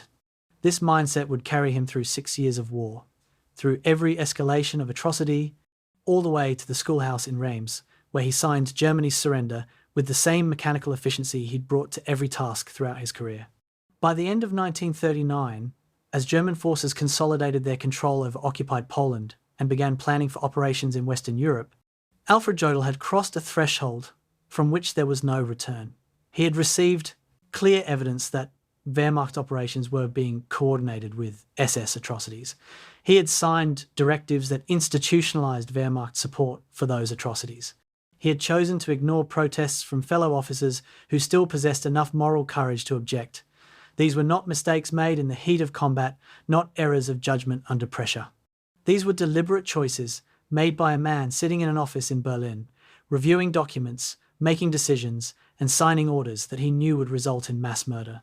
The precedent established in Poland would be expanded in every subsequent campaign, the criminal orders would become more explicit, the scale of killing would grow exponentially. And Alfred Jodl's signature would appear on many of the documents that made it all possible. In 1939, the Nuremberg tribunal that would judge him remained 6 years in the future, an outcome he could not imagine. But the acts for which he would be judged had already begun, and his culpability was already beyond question. Poland was not an aberration, it was a preview, and Jodl had helped write the script. March 30th, 1941. The Reich Chancellery in Berlin. Over 250 Wehrmacht officers crowded into the massive hall, summoned for a briefing on the upcoming invasion of the Soviet Union. They expected a standard military conference, discussions of troop dispositions, supply lines, operational objectives. What they received instead was Adolf Hitler delivering a speech that revealed the war's true nature with shocking clarity. Alfred Jodl sat in the front row, notebook open, taking careful notes as Hitler spoke for over 2 hours. The war against the Soviet Union, Hitler explained, would not be a conventional military campaign. It would be a war of extermination, a struggle between opposing ideologies that could only end with the complete destruction of one side. The communist intelligentsia had to be liquidated. Commissars, political officers attached to Red Army units would be shot on sight. The rules of warfare as understood in the West simply would not apply. Germany was fighting not just the Soviet state, but Bolshevism itself, which Hitler characterized as a Jewish conspiracy against European civilization. When Hitler finished speaking, the room remained silent. Some officers were shocked, others were uncomfortable. Most, like Jodl, simply continued taking notes, preparing to translate the Führer's political vision into military orders. It was the moment when any pretense that the Wehrmacht was fighting a lawful war should have collapsed. Instead, officers like Jodl went back to their offices and began drafting the criminal orders that would implement Hitler's intentions. May 13th, 1941, 6 weeks before the invasion would begin. Jodl convened a conference in the OKW operations room to review a draft directive that his staff had prepared. The document was labelled Barbarossa Jurisdiction Order, and it addressed a question that troubled some Wehrmacht officers. What legal protections would Soviet civilians have under German occupation? The draft order answered that question with brutal clarity. None. Wehrmacht courts-martial would not have jurisdiction over crimes committed by German soldiers against Soviet civilians. Individual soldiers who murdered or assaulted Soviet civilians would not face military justice unless their actions threatened military discipline. The order effectively gave German soldiers license to commit atrocities with impunity, and it did so deliberately, as a matter of official policy. Jodl reviewed the draft, made minor edits for clarity, and signed it. His signature transformed a staff proposal into official Wehrmacht policy. When the invasion began 5 weeks later, German soldiers would enter Soviet territory knowing that they could rape, murder, and plunder without facing consequences. The Barbarossa Jurisdiction Order was one of the most explicitly criminal directives issued during the entire war, and it bore Alfred Jodl's signature, June 6, 1941. 16 days before the invasion, another directive crossed Jodl's desk, this one even more explicit in its criminality. The Commissar Order instructed that Red Army political officers commissars who served as Communist Party representatives within Soviet military units were to be segregated from other prisoners of war and shot immediately. The order was unambiguous. It specified that this was not a temporary battlefield measure but standing policy that would apply throughout the campaign. It required that commissars be identified, separated, and executed, with no trials, no individual determination of guilt, and no consideration of whether specific individuals had committed any crime. The order explicitly violated the Geneva Conventions, which required that uniformed soldiers be treated as prisoners of war, regardless of their political affiliations. Jodl knew this. Wehrmacht legal officers had raised concerns about the order's legality, but Hitler had insisted, and Jodl had spent 20 years training himself not to question the decisions of his superiors. He signed the Commissar Order on June 6, 1941, making himself personally responsible for what would become thousands of summary executions. His signature appears on the document preserved in the Nuremberg archives, black ink on yellowing paper, as clear an evidence of war crimes as any prosecutor could hope for. June 22nd, 1941, 3:15 a.m. Operation Barbarossa began. Along a front stretching from the Baltic to the Black Sea, Over 3 million German and Axis soldiers crossed into Soviet territory. It was the largest military operation in human history, involving 3,300 tanks, 600,000 vehicles, and more than 2,000 aircraft. In the OKW operations room, Jodl monitored incoming reports as German forces achieved complete tactical surprise, destroying much of the Soviet air force on the ground and smashing through Soviet border defenses. The military operation proceeded with the precision Jodl had planned. Panzer groups raced into Soviet territory, encircling entire Soviet armies in vast pockets. Cities fell with stunning speed. Within 3 weeks, German forces had advanced more than 400 miles, captured several 100,000 Soviet prisoners, and seemed poised to reach Moscow before winter. It was a military triumph that would establish Barbarossa as one of the most successful invasion operations ever mounted. But the military success obscured the criminal nature of the campaign, the systematic atrocities being committed behind the advancing armies, and the role that Jodl's operational directives played in enabling those atrocities. July 16th, 1941. Wolfschanze, Wolf's Lair, Hitler's field headquarters in East Prussia. Jodl attended a conference where Hitler discussed occupation policy for conquered Soviet territories. Reports had begun arriving about Einsatzgruppen operations, the SS killing squads following behind Wehrmacht forces and conducting mass shootings of Jews, communist officials, and other designated enemies. Hitler was enthusiastic, praising the Einsatzgruppen's efficiency and ordering their operations to continue and expand. Jodl sat at the conference table, taking notes as Hitler described the Extermination campaign with approval. According to accounts from other attendees, Jodl showed no reaction, no objection, no indication that he found anything problematic about what he was hearing. After the conference, he returned to his office and continued his normal work, coordinating military operations, reviewing logistics reports, and planning future campaigns. The massacre of civilians, which was occurring on a massive scale and with Wehrmacht knowledge and cooperation, was simply not something that concerned him professionally. He had separated military operations, his responsibility, from occupation policies, someone else's responsibility, and this psychological compartmentalization allowed him to function normally while participating in genocide. The 3 criminal directives that Jodl signed or approved for Operation Barbarossa, the Barbarossa Jurisdiction Order, the Commissar Order, and what became known as the Barbarossa Decree, authorising collective reprisals, created a legal framework for atrocity. The Barbarossa Jurisdiction Order eliminated legal accountability for crimes against civilians. The Commissar Order mandated murder of specific categories of prisoners. The Barbarossa Decree, issued in July 1941, authorised German commanders to execute 50 to 100 Soviet civilians for every German soldier killed by partisans or in circumstances where the actual perpetrator couldn't be identified. Together, these orders told German soldiers and officers that normal military law was suspended, that actions which would be crimes in other theatres were acceptable in the Soviet Union, and that massacres of civilians were not just permitted but expected. These were not vague policy statements subject to interpretation. These were explicit orders with Jodl's signature, distributed throughout the Wehrmacht, and implemented across the entire Eastern Front. Thousands of copies were printed. Every division received them. Every commander knew the policy.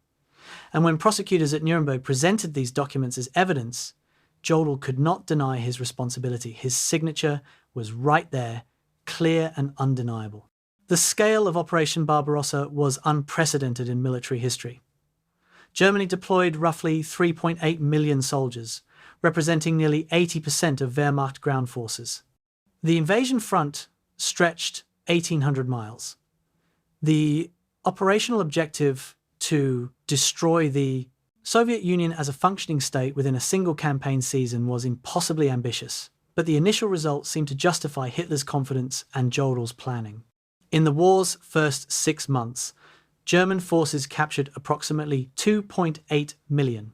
Soviet prisoners of war destroyed thousands of Soviet tanks and aircraft, and occupied Soviet territory containing roughly 40% of the Soviet Union's population and industrial capacity. It was a military achievement of staggering proportions, and it confirmed Jodl's reputation as one of the Wehrmacht's most skilled operational planners. But this military success came at a cost that extended far beyond combat casualties. The Einsatzgruppen, following behind Wehrmacht forces and operating with Wehrmacht logistical support and cooperation, murdered approximately 600,000 people, mostly Jews, by the end of 1941. Soviet prisoners of war died in German captivity at catastrophic rates, with over 2 million dying by early 1942 due to deliberate starvation and neglect. And Wehrmacht units, operating under the criminal orders that Jodl had signed, conducted their own atrocities, executing commissars, shooting alleged partisans without trial, and burning villages in reprisal operations. The line between military operations and genocide had completely dissolved, and Jodl's directives had contributed directly to that dissolution. Jodl's diary entry from March 31st, 1941, the day after Hitler's speech to Wehrmacht officers, provides insight into his thinking at this crucial moment. He wrote, "Führer's political objectives clear. Bolshevism equals social criminality. Must be exterminated." The entry is remarkable for what it reveals and what it conceals. It reveals that Jodl understood Hitler's intentions perfectly. This would be a war of extermination, not a conventional military campaign. It reveals that Jodl had adopted Hitler's characterization of Bolshevism as criminality deserving extermination, suggesting ideological alignment rather than mere obedience. But it conceals any moral reflection, any consideration of whether these objectives were legal or ethical, any indication that Jodl saw anything problematic about what he was being asked to plan. The entry reads like a project manager's notes on a new assignment, matter of fact, focused on objectives and requirements, treating the extermination of human beings as just another operational challenge. This was the mentality that allowed Jodl to function as a key architect of genocide while maintaining his self-image as an apolitical professional soldier. The relationship between Wehrmacht operations and Holocaust implementation became explicit in the Barbarossa campaign in ways it hadn't been in earlier operations. In Poland, Wehrmacht officers could tell themselves that SS atrocities were separate from military operations, that the Wehrmacht was fighting a conventional war while the SS conducted its own criminal campaign. This fiction became impossible to maintain in the Soviet Union. The Einsatzgruppen required Wehrmacht cooperation for transportation, communications, and security. Wehrmacht units were ordered to assist in identifying and rounding up Jews for execution. Wehrmacht security divisions conducted anti-partisan operations that were barely distinguishable from SS massacres, killing civilians on the pretext that they might support partisans. The hunger plan, the deliberate policy of starving Soviet civilians and prisoners to preserve food supplies for German use, was implemented through Wehrmacht control of food distribution in occupied territories. Jodl was aware of all these policies. Reports crossed his desk. He attended conferences where these operations were discussed. And his directives created the legal and operational framework that made Wehrmacht participation in genocide possible. He was not a bystander or a witness. He was an architect and enabler. When Jodl signed the Commissar order, Wehrmacht legal officers had already warned that the order violated international law and would expose German personnel to war crimes prosecution if Germany lost the war. These warnings went directly to Jodl's office. He acknowledged receiving them, and he signed the order anyway. This sequence of events demonstrates several important facts. First, Jodl knew the orders he was signing were illegal under international military law. Second, he understood that these orders could result in war crimes charges. Third, he chose to proceed anyway, presumably calculating that Germany would win the war and that the victors would not face prosecution. This was not the action of a man who was misled or deceived about what he was doing.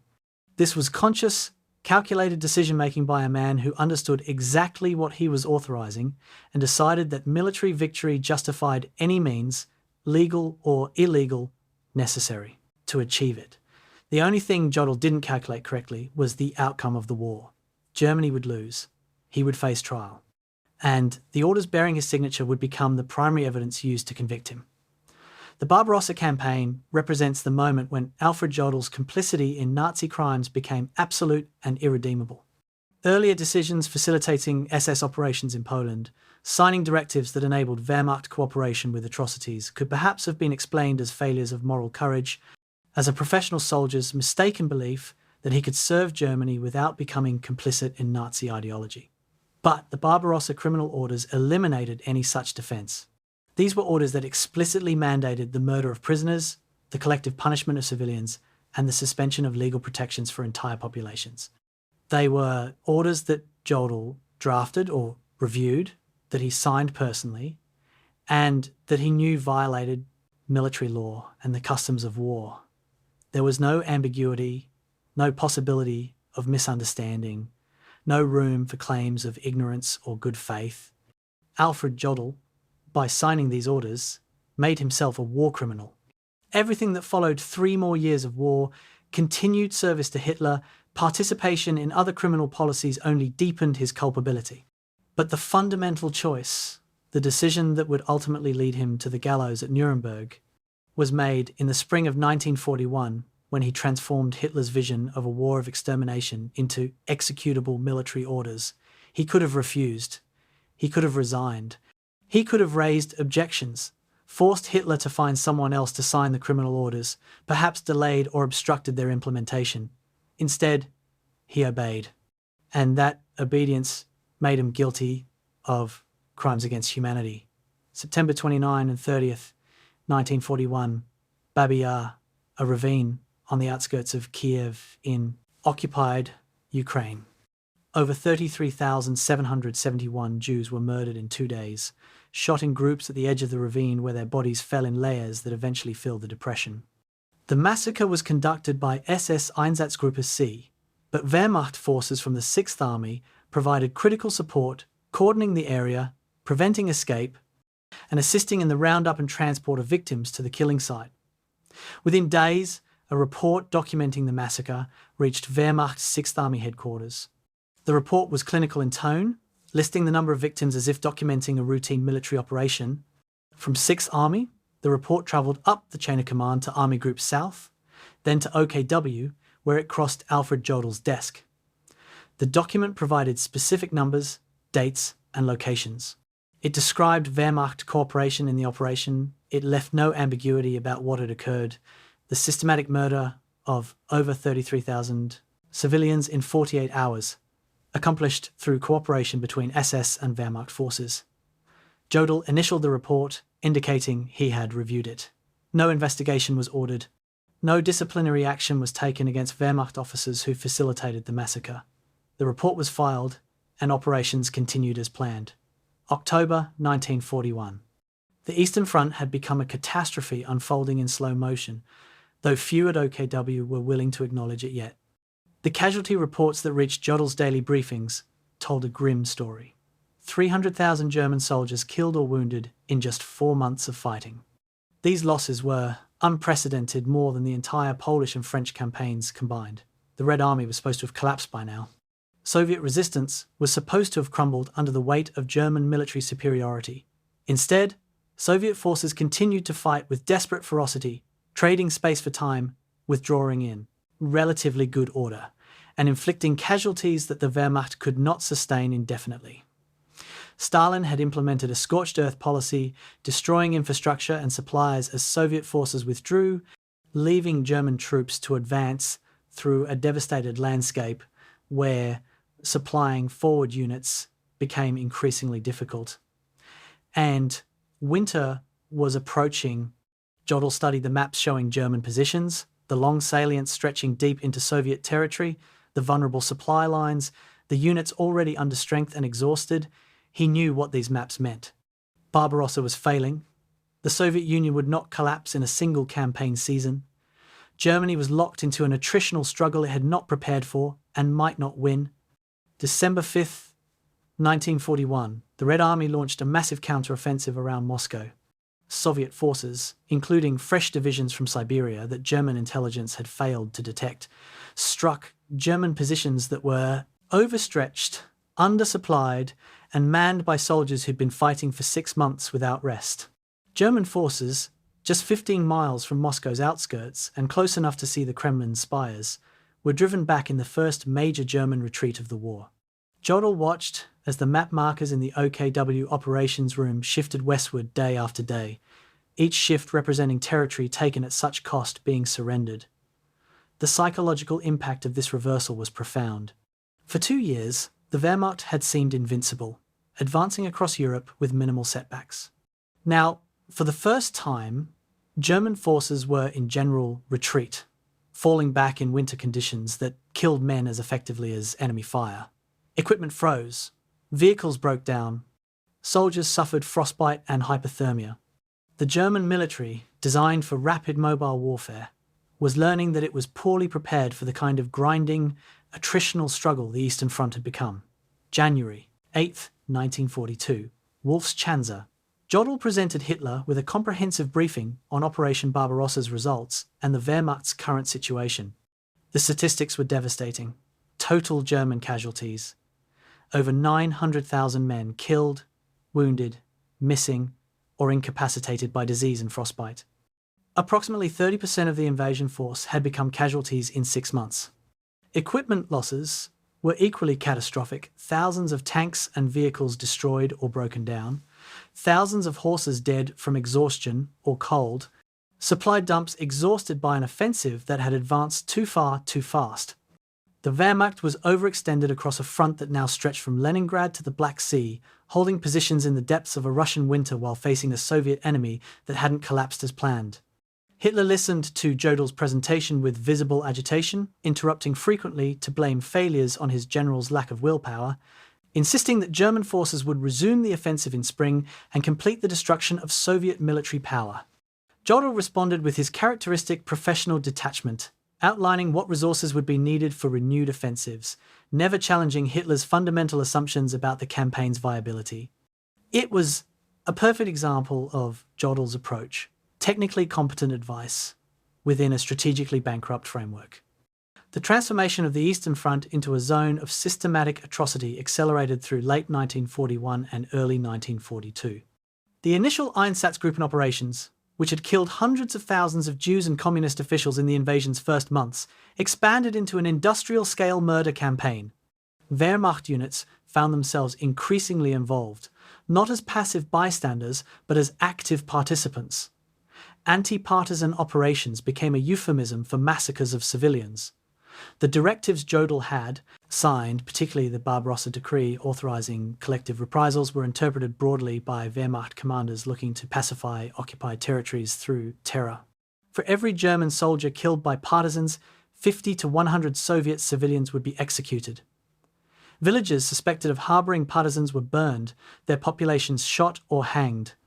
Wehrmacht security divisions conducted sweeps through occupied territories, killing anyone who seemed suspicious or who simply happened to be in the wrong place at the wrong time. The documentation of these operations was meticulous. German military bureaucracy insisted on detailed reports, and those reports flowed up the chain of command to OKW, where Jodl reviewed them as part of his daily routine. The treatment of Soviet prisoners of war represented another dimension of criminality on the Eastern Front, and here too, Jodl's directives played a crucial enabling role. Of the approximately 5.7 million Soviet soldiers captured by German forces during the war, 3.3 million died in German custody, a death rate of 58%. This was not accidental. This was the result of deliberate policies that treated Soviet prisoners as subhuman and expendable. The Barbarossa jurisdiction order that Jodl had signed removed legal protections for Soviet prisoners. Separate OKW directives, which Jodl approved, specified that Soviet prisoners would receive minimal rations insufficient to sustain life, that no arrangements would be made for shelter during winter months, and that sick or wounded prisoners could be shot as a mercy. These policies resulted in scenes of almost incomprehensible horror at POW camps across occupied Soviet territory and in Germany proper. Tens of thousands of men crammed into open-air enclosures with no shelter, no medical care, and barely enough food to keep a fraction of them alive. Men froze to death. Men starved to death. Men died of diseases that went untreated. And Wehrmacht officers administered this system of death with bureaucratic efficiency, filing regular reports on prisoner mortality rates that were read at OKW by men like Jodl, who never ordered the policies changed. Spring 1942 witnessed the expansion of anti-partisan warfare into something that barely resembled military operations. Wehrmacht security divisions, operating under directives that Jodl's office had issued, conducted operations with names like Bamberg and Hanover that killed tens of thousands of people designated as partisans, bandits, or partisan supporters. The actual number of armed partisans killed in these operations was typically a small fraction of the total casualties. The vast majority were civilians, including women, children, and elderly people who had no connection to partisan activity. An OKW directive from September 16, 1941, which bore Jodl's signature, had established the template for these operations. Human life in these countries is worth nothing. 50 to 100 communists must atone for one German soldier. This guidance was interpreted as authorization for indiscriminate slaughter. Wehrmacht after-action reports from anti-partisan operations reveal the results.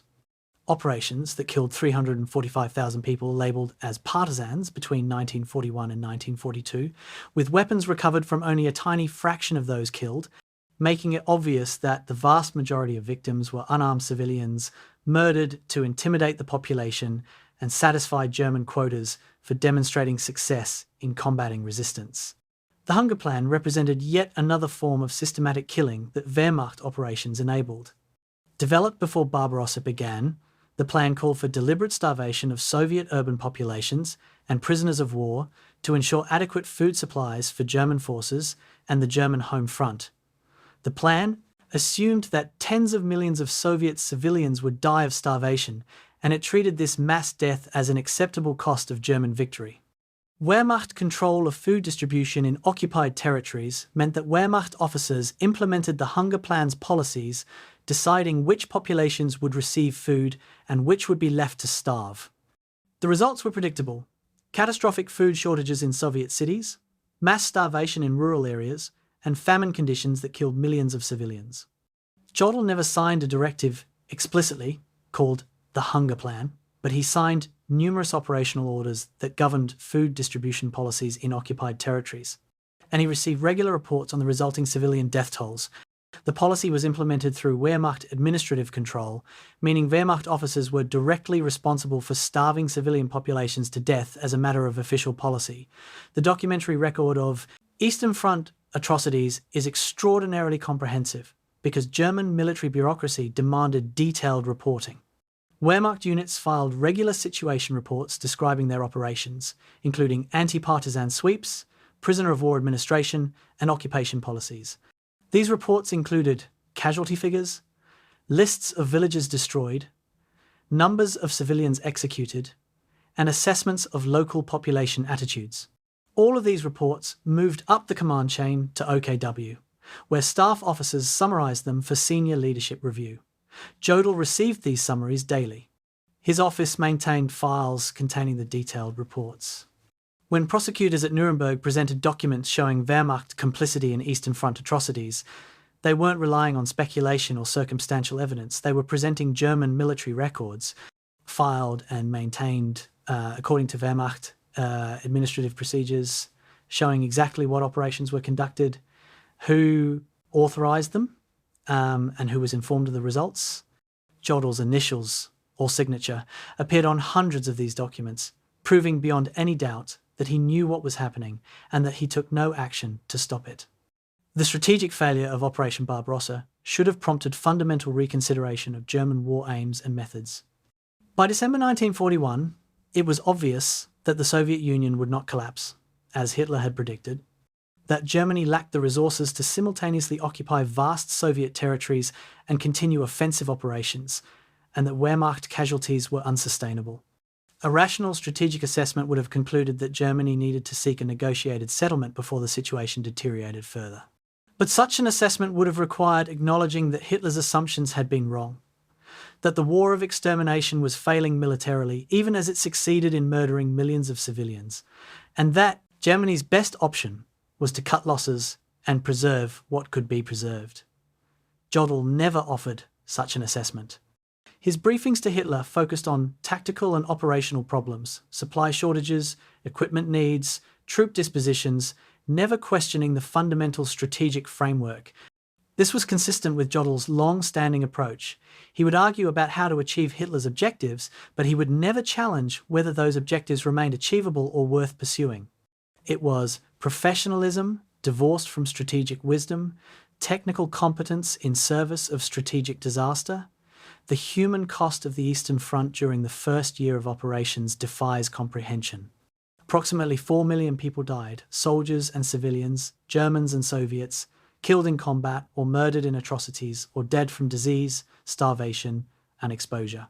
The scale of killing was unprecedented, industrial in its efficiency, and characterized by a level of brutality that exceeded anything seen on other fronts. Wehrmacht soldiers shot prisoners, burned villages, and participated in massacres that would have resulted in immediate courts martial on the Western Front. SS units conducted systematic extermination operations with Wehrmacht logistical support and coordination. Soviet prisoners died by the hundreds of thousands in camps that were death camps in everything but name. And Soviet civilians starved under occupation policies designed to ensure their deaths. Alfred Jodl didn't pull triggers or operate gas chambers, but his directives created the framework within which all of this occurred.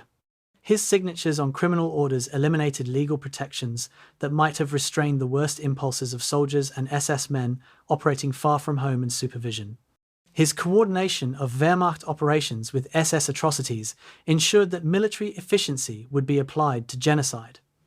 And his consistent refusal to challenge or obstruct policies he knew were criminal made him complicit in every death that resulted from those policies.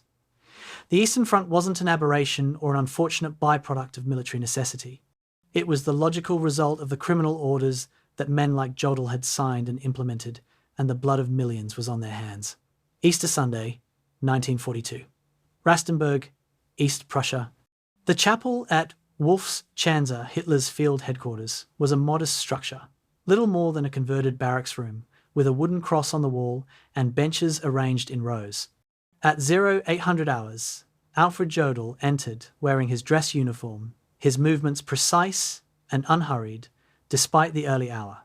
He took his customary seat near the front, knelt briefly in prayer, and then sat upright with perfect posture as the Catholic field chaplain began the Easter Mass. For the next hour, Jodl participated in the liturgy with every appearance of sincere devotion, responding at the appropriate moments, receiving communion, listening attentively to the homily about Christ's resurrection and the promise of redemption. When Mass concluded, he walked directly back to his office in the operations building, where maps of the Eastern Front covered the walls and folders containing reports of Wehrmacht atrocities awaited his review. The transition took perhaps 3 minutes. One moment, he was a Catholic officer seeking spiritual sustenance. The next, he was the Wehrmacht's chief operational planner coordinating military operations that were killing thousands daily. The contradiction apparently troubled him not at all. The Jodl family's Catholic identity ran deep, extending back generations through Bavaria's traditional Catholic culture. Alfred had been baptized as an infant, received First Communion at the prescribed age, and been confirmed in the faith as a teenager. His wife Louise, whom he'd married in 1913, came from an equally devout Catholic family in Munich. Their household observed the rituals and requirements of Catholic life, Mass attendance when possible, meatless Fridays, prayers before meals. Jodl kept a rosary in his desk drawer and a crucifix on his office wall, visible to anyone who entered. These were not mere tokens or cultural affectations. By all accounts, Jodl considered himself a practicing Catholic throughout the war years, someone for whom religious faith remained meaningful and important. This makes his role in planning and coordinating war crimes all the more disturbing, because it reveals how completely he had compartmentalized his moral life, separating religious belief from professional action in ways that Catholic theology explicitly forbids. The Church teaches that faith must inform action, that Christians cannot separate their spiritual lives from their responsibilities in the world. Jodl somehow managed to ignore this teaching entirely. July 1942, a letter from Jodl to his wife Louisa, written during a brief period when she was visiting relatives in Bavaria while he remained at Wolfschanze. The letter, later preserved and eventually used as evidence of his character by his defense attorneys, reveals how Jodl understood his role and reconciled it with his religious beliefs. "I serve Germany, not the party." He wrote, "My conscience is clear before God. I do my duty as a soldier, and I leave political matters to those whose responsibility they are. When this war ends, history will judge whether we served honourably, but I am confident that I have done nothing that violates my oath or my faith." The letter is remarkable for its complete absence of moral reflection or doubt. Jodl expressed no concern about the nature of the orders he was signing, no questions about whether his actions aligned with Christian teaching, no indication that he saw any potential conflict between serving Hitler's war of extermination and serving God. His conscience was clear. This certainty, more than any other quality, defined Jodl's character and made him so useful to Hitler and so dangerous. The Catholic Church's relationship with Nazi Germany created theological and moral confusion that men like Jodl exploited to justify their service. In July 1933, Pope Pius XI had signed the Reichskonkordat with Hitler's government, a treaty that regulated the church's status in Germany and guaranteed certain Catholic rights in exchange for the church withdrawing from political activity. The treaty was a pragmatic arrangement designed to protect Catholic institutions in an increasingly hostile environment. But it sent a signal to Catholic Germans, particularly Catholic military officers, that the Vatican viewed Hitler's government as legitimate and that cooperation with that government was acceptable. Throughout the Nazi period, the Church never excommunicated Hitler or any major Nazi leader. Pope Pius XII, who became Pope in 1939, pursued a policy of diplomatic caution, avoiding direct confrontation with Nazi Germany even as the regime's crimes became increasingly apparent. For a Catholic officer like Jodl, seeking guidance on whether he could morally serve Hitler, the Church's silence provided an answer of sorts. If the Pope himself wasn't condemning the regime or forbidding Catholics from serving it, then service must be acceptable.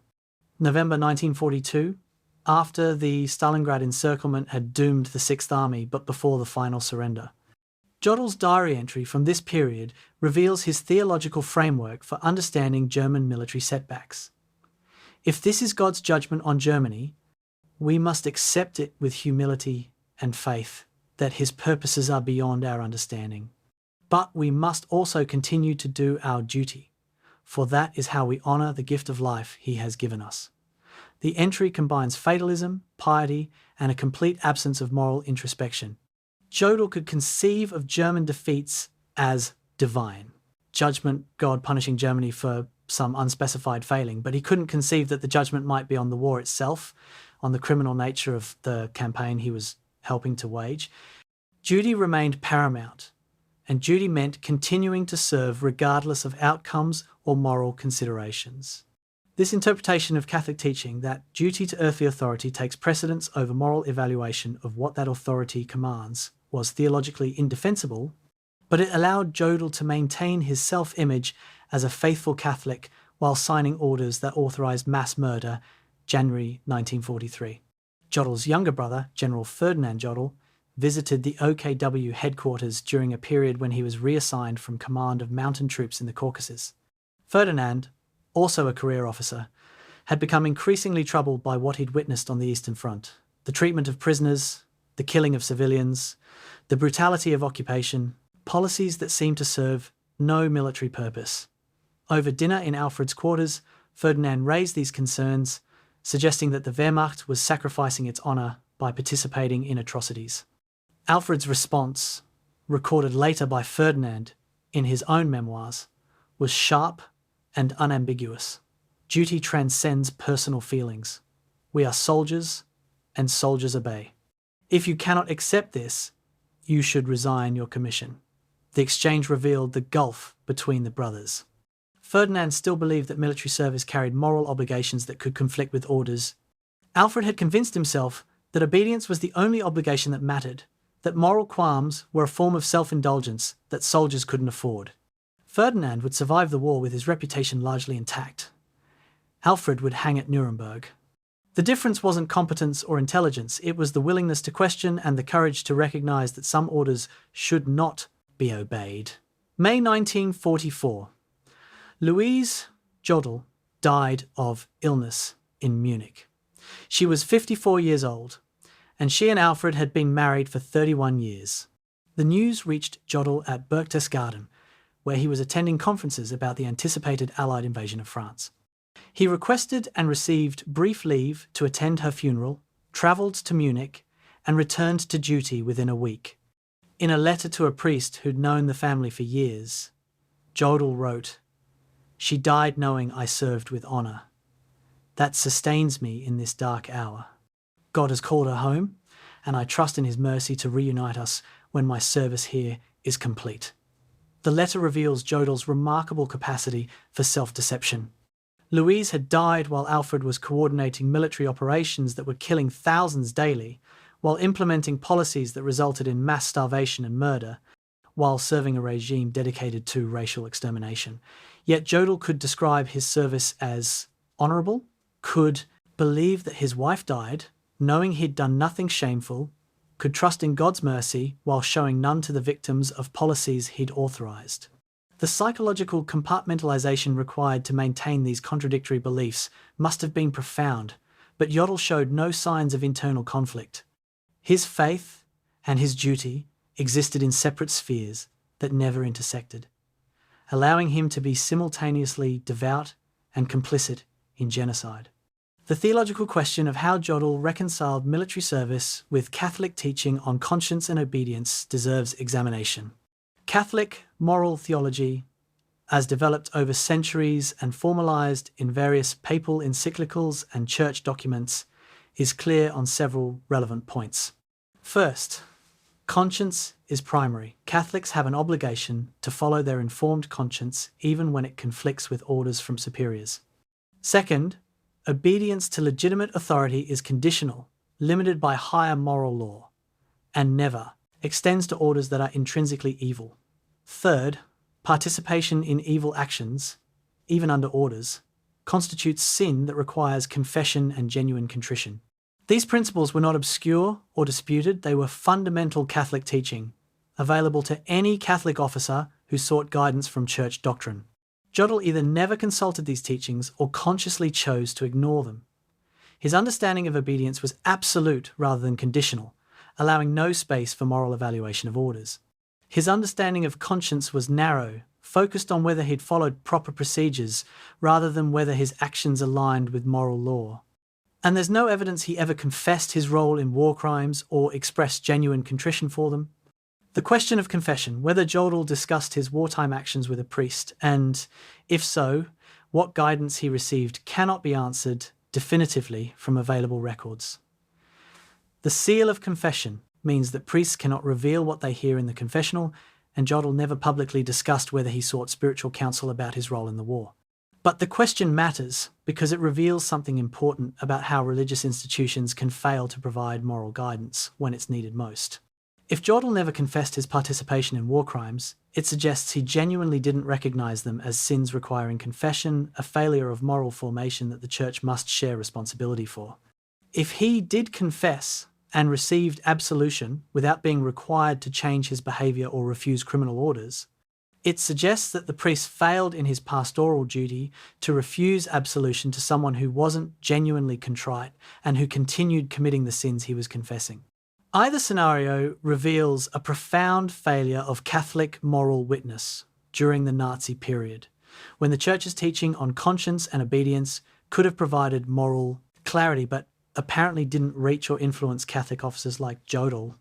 Romans chapter 13 became a key text for Protestant and Catholic Germans seeking to justify obedience to Hitler, and it's likely Jodl was familiar with these arguments, even if he didn't articulate them explicitly. The passage instructs Christians to submit to governing authorities, which are established by God. This text had traditionally been used to encourage civic obedience and discourage rebellion against legitimate governments. But in the Nazi context, it was twisted into justification for absolute obedience to Hitler, regardless of what he commanded. The theological flaw in this reading is obvious. Romans 13 assumes that governing authorities are pursuing justice and the common good, and it doesn't require obedience to authorities commanding evil. But for officers like Jodl, who wanted theological justification for their decision to serve Hitler, the passage provided convenient cover. They could tell themselves they were following biblical teaching by submitting to authority, conveniently ignoring that the authority they were submitting to was commanding them to participate in mass murder. This was theology weaponized to justify moral abdication, and it revealed how Scripture can be distorted when divorced from the broader moral framework that should govern its interpretation. The question that haunts any examination of Jodl's religious life is simple. How could he reconcile "thou shalt not kill" with signing execution orders? How could he receive communion while coordinating operations that murdered civilians? How could he pray for God's mercy while showing no mercy to others? The answer seems to be that Jodl never saw these as contradictions requiring reconciliation. He had constructed a moral framework where military service existed in a separate category from religious obligation, where orders from superiors trumped commandments from God, where duty to the state superseded duty to divine law. This framework was theologically indefensible, psychologically convenient, and morally catastrophic. It allowed Jodl to attend Mass in the morning and plan atrocities in the afternoon without experiencing cognitive dissonance. It allowed him to consider himself a faithful Catholic while participating in one of history's great crimes, and it demonstrated how religious faith, when divorced from moral action and subordinated to worldly authority, becomes not a force for good but a mechanism for evil, providing the psychological comfort that allows people to commit terrible acts while maintaining their self-image as moral, God-fearing individuals. Jodl's Catholicism didn't restrain him from war crimes. It enabled him to commit them with a clear conscience, and that may be the most damning aspect of his entire story. January 24th, 1942. The conference room at Wolfschanze was thick with tension as Alfred Jodl spread maps across the table and prepared to deliver an assessment he knew Hitler wouldn't want to hear. German forces around Moscow were in desperate condition, overextended, undersupplied, taking devastating casualties from Soviet counterattacks and brutal winter conditions. Jodl's operational analysis suggested only one rational course: strategic withdrawal to defensible positions, shortening supply lines, and consolidating forces for renewed operations in the spring. He presented this recommendation calmly and methodically, using the maps to illustrate why current positions were untenable. Hitler's response was immediate and explosive: no retreat. He shouted, slamming his fist on the table, "German soldiers, do not retreat! We hold every metre of ground!" The tirade lasted several minutes, Hitler accusing his generals of cowardice, claiming that willpower could overcome material disadvantages, insisting that any withdrawal would trigger a general collapse like the Russian army in World War I. Jodl held his ground, restating his recommendation in measured tones, explaining that tactical withdrawal was not defeat but sound military practice.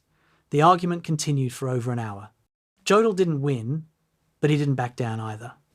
It was one of the few times he directly challenged Hitler on operational matters, and it established a pattern. Jodl would argue about military tactics and strategy, but never about ethics or legality. August 31st, 1942, Vinnytsia, Ukraine. Hitler had moved his headquarters forward to better oversee operations in southern Russia, where German forces were driving toward the Caucasus oil fields and the city of Stalingrad on the Volga River. Jodl arrived for an afternoon conference carrying maps showing the deteriorating situation in the Caucasus. German forces had advanced deep into the region but were overextended and vulnerable. Their supply lines stretched to the breaking point. Jodl recommended evacuating forward positions before they became indefensible, consolidating forces, and establishing a more sustainable defensive line. Hitler's reaction was even more violent than in January. He exploded from his chair, screaming that Jodl was defeatist, that he lacked the will to victory, that his recommendations betrayed Germany. "I will not leave there." Hitler shouted repeatedly, "I will not abandon the Caucasus. We need that oil." Witnesses later described the scene as shocking: Hitler red-faced and screaming, Jodl standing rigid and expressionless, other officers frozen in uncomfortable silence. The confrontation lasted nearly 30 minutes. When it ended, Hitler stormed out of the room. For the next 3 months, he refused to eat meals with Jodl, refused to shake his hand, and communicated with him only through written orders or through Keitel as an intermediary. September 7th, 1942, the banishment continued.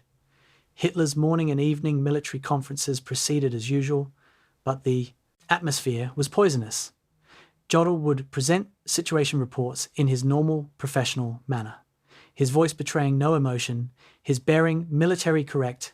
Hitler would listen without looking at him, would ask questions directed at other officers rather than at Jodl, and would treat the chief of OKW operations as if he were invisible. After the conferences, Hitler would take meals with other officers while Jodl ate alone. The psychological pressure was intense. Hitler was demonstrating that challenging his decisions carried costs, that officers who questioned his judgment would be humiliated and isolated. Other officers noticed and adjusted their behaviour accordingly. Keitel, who'd witnessed what happened to Jodl, became even more obsequious in his agreement with Hitler's pronouncements. Field commanders learned that recommendations for withdrawal or strategic caution would be met with rage. The message was clear. Hitler would tolerate technical military advice about how to achieve his objectives, but he would not tolerate suggestions that his objectives might be unrealistic or his strategic vision flawed. Jodl had crossed that line, and he was paying the price. November 1942. The Stalingrad disaster was unfolding. Soviet forces had launched Operation Uranus, encircling the German Sixth Army in the city. Over 250,000 German soldiers were trapped in a pocket that was shrinking daily as Soviet forces tightened the ring. Hitler summoned a conference to discuss relief operations. Jodl, now restored to partial favour after months of banishment, presented options for breaking through to the encircled forces. One option involved ordering the Sixth Army to break out westward while relief forces attacked eastward, with the two forces linking up and fighting their way out of the pocket together. This was the militarily sound option, but it required abandoning Stalingrad, which Hitler had declared must be held at all costs. Jodl presented the breakout option but didn't advocate for it strongly, instead allowing Hermann Göring to dominate the discussion with his absurd promise that the Luftwaffe could supply the pocket by air. Hitler seized on Göring's claim, ordering the Sixth Army to hold Stalingrad while awaiting relief. It was a death sentence for those troops, and Jodl knew it. But he'd been burned by his earlier confrontations with Hitler, and he wasn't willing to fight another battle he couldn't win. The Sixth Army would surrender in February 1943. Of the 91,000 men who went into Soviet captivity, only 6,000 would eventually return to Germany. June 1944, Berchtesgaden. The Allied invasion of Normandy had succeeded, establishing a lodgement that was expanding daily despite desperate German counterattacks.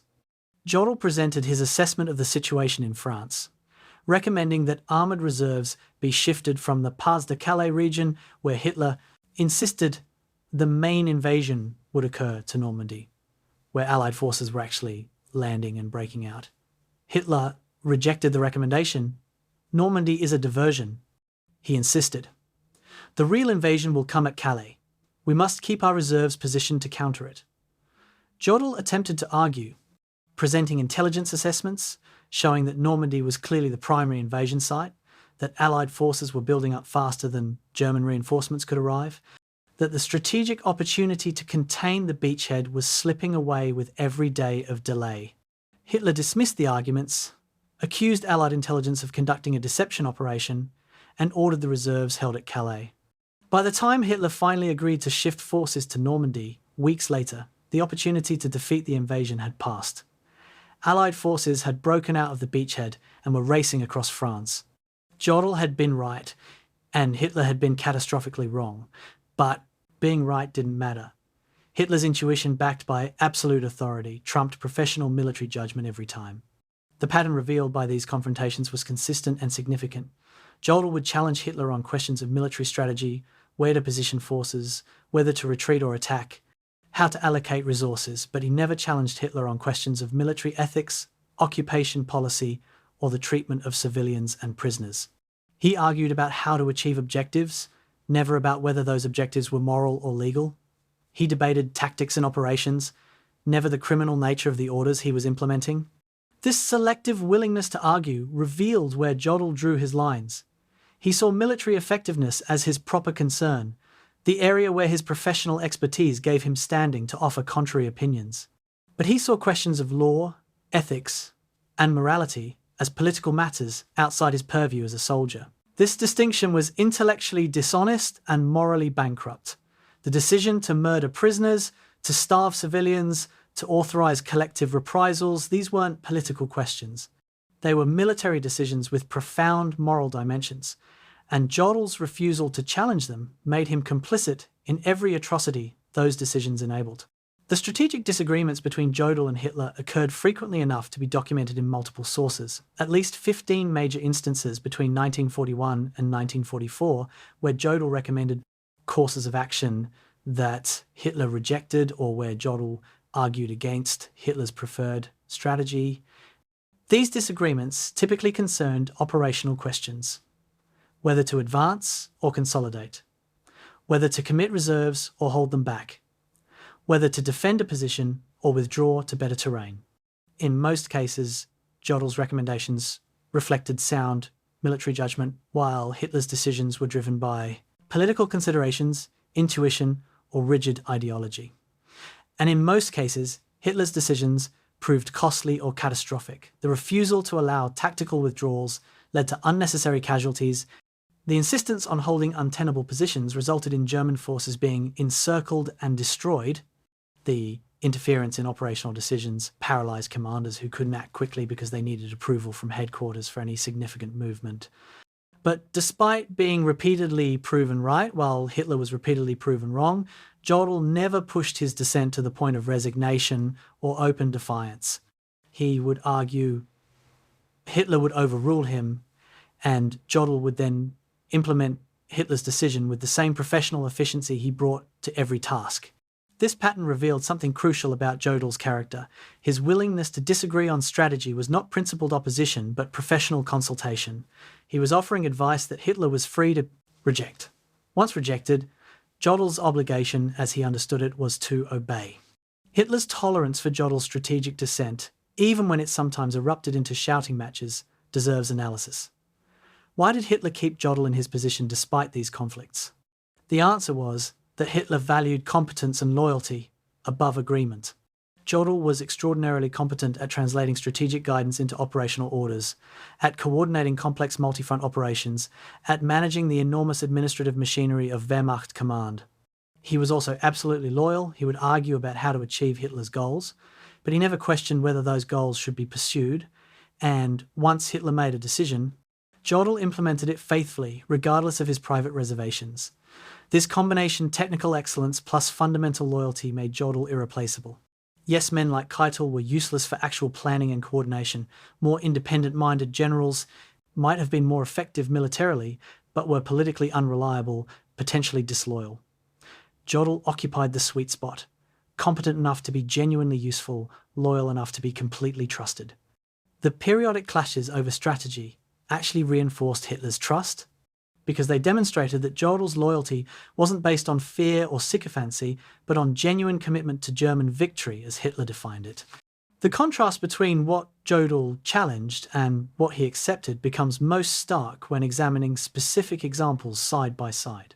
In January 1942, he argued strenuously for withdrawing from exposed positions around Moscow, risking Hitler's fury to advocate for what he considered sound military strategy. But in that same period, he signed directives authorizing collective reprisals in occupied Soviet territories, ordering that 50 to 100 civilians be executed for every German soldier killed by partisans. He considered the first question whether to retreat worthy of argument and professional judgment. He considered the second whether to murder civilians en masse not worth mentioning, simply implementing the policy without recorded objection. This selective concern revealed that Jodl's sense of professional responsibility extended only to military effectiveness, not to military ethics. He cared whether operations would succeed, not whether they were legal or moral. This narrow definition of professional duty made him an excellent servant of Hitler's war machine, while simultaneously making him a war criminal under international law. The question of why Jodl wasn't involved in the July 20th, 1944 assassination plot against Hitler reveals the limits of his dissent. The plotters, led by Colonel Klaus von Stauffenberg, were Wehrmacht officers who'd concluded that Hitler was leading Germany to destruction and that removing him was necessary to save the nation. They approached numerous officers, sounding out potential support or at least neutrality. There's no evidence they ever approached Jodl. The likely reason was that they knew he wouldn't join them and might report the plot to Hitler. Jodl's willingness to argue about strategy didn't translate into willingness to act against Hitler's authority.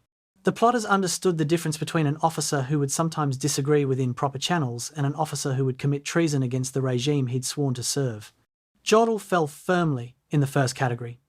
His oath to Hitler, the unconditional obedience he'd sworn in 1934, wasn't something he took lightly or interpreted flexibly. It was absolute. He might argue with Hitler, might recommend different courses of action, might even criticize decisions privately, but he would never betray Hitler, never join a conspiracy against him, never consider that perhaps his oath to an evil dictator was itself morally void. This rigidity, this inability to recognize that some oaths should be broken was the bedrock of Jodl's character, and it carried him steadily toward Nuremberg and the gallows. Jodl's post-war defense would rely heavily on claims that he'd opposed Hitler, that he'd argued against disastrous decisions, that he'd tried to moderate the Führer's worst impulses. His attorneys at Nuremberg would present evidence of the strategic disagreements, the clashes over withdrawals and resource allocation, the periods when Hitler had frozen him out of inner circle for daring to offer contrary advice. The defense strategy was to portray Jodl as a professional soldier doing his best under impossible circumstances, fighting hopeless battles against Hitler's strategic incompetence while remaining loyal to his oath and his duty. But this defense was fundamentally dishonest because it conflated two entirely different types of disagreement. Arguing about where to position tank divisions is not the same as objecting to orders to murder prisoners. Recommending tactical withdrawal is not the same as refusing to sign directives authorizing collective reprisals. Jodl's willingness to argue about military effectiveness actually made his acquiescence to war crimes more culpable, not less, because it demonstrated that he was capable of independent judgment and principled argument when he chose to exercise those capacities. He simply chose to exercise them only on questions of military strategy while remaining silent on questions of military criminality. That choice to be professionally courageous but morally cowardly defined his service and sealed his fate. At Nuremberg, prosecutors would argue that a man smart enough and strong enough to challenge Hitler on strategy was smart enough and strong enough to recognize war crimes and object to them. The fact that he never did so proved not that he was helpless, but that he was complicit, and the evidence supported that interpretation completely. July 1941. 3 weeks into Operation Barbarossa, the OKW Logistics Section convened a meeting to address supply requirements for SS Einsatzgruppen operating in occupied Soviet territories. The Einsatzgruppen special task forces totaling approximately 3,000 men organised into 4 main groups had been assigned to follow behind advancing Wehrmacht units and conduct special security operations. Everyone in the meeting understood what this euphemism meant: mass murder of Jews, communist officials, and other designated enemies of the Reich. The logistics questions were straightforward.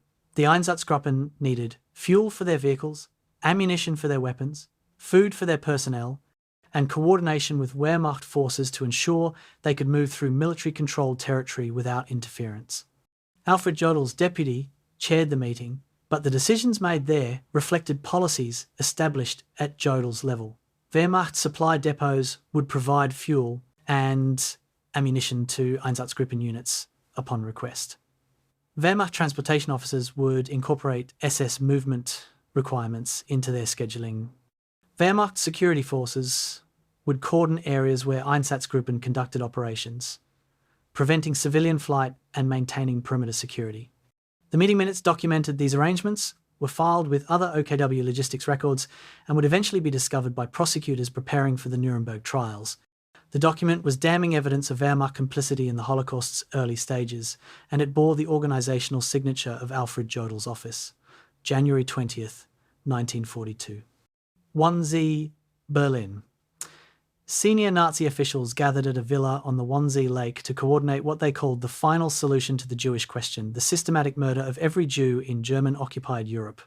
Reinhard Heydrich chaired the meeting, presenting plans for assembling Jews from across the continent and transporting them to extermination facilities in occupied Poland. Alfred Jodl was not present at the Wannsee conference. This was an SS operation, and Wehrmacht attendance wasn't required. But the conference minutes, prepared by Adolf Eichmann, were distributed to relevant government agencies for coordination purposes. A copy was sent to OKW. That copy crossed Jodl's desk, marked with his initials indicating he'd reviewed it.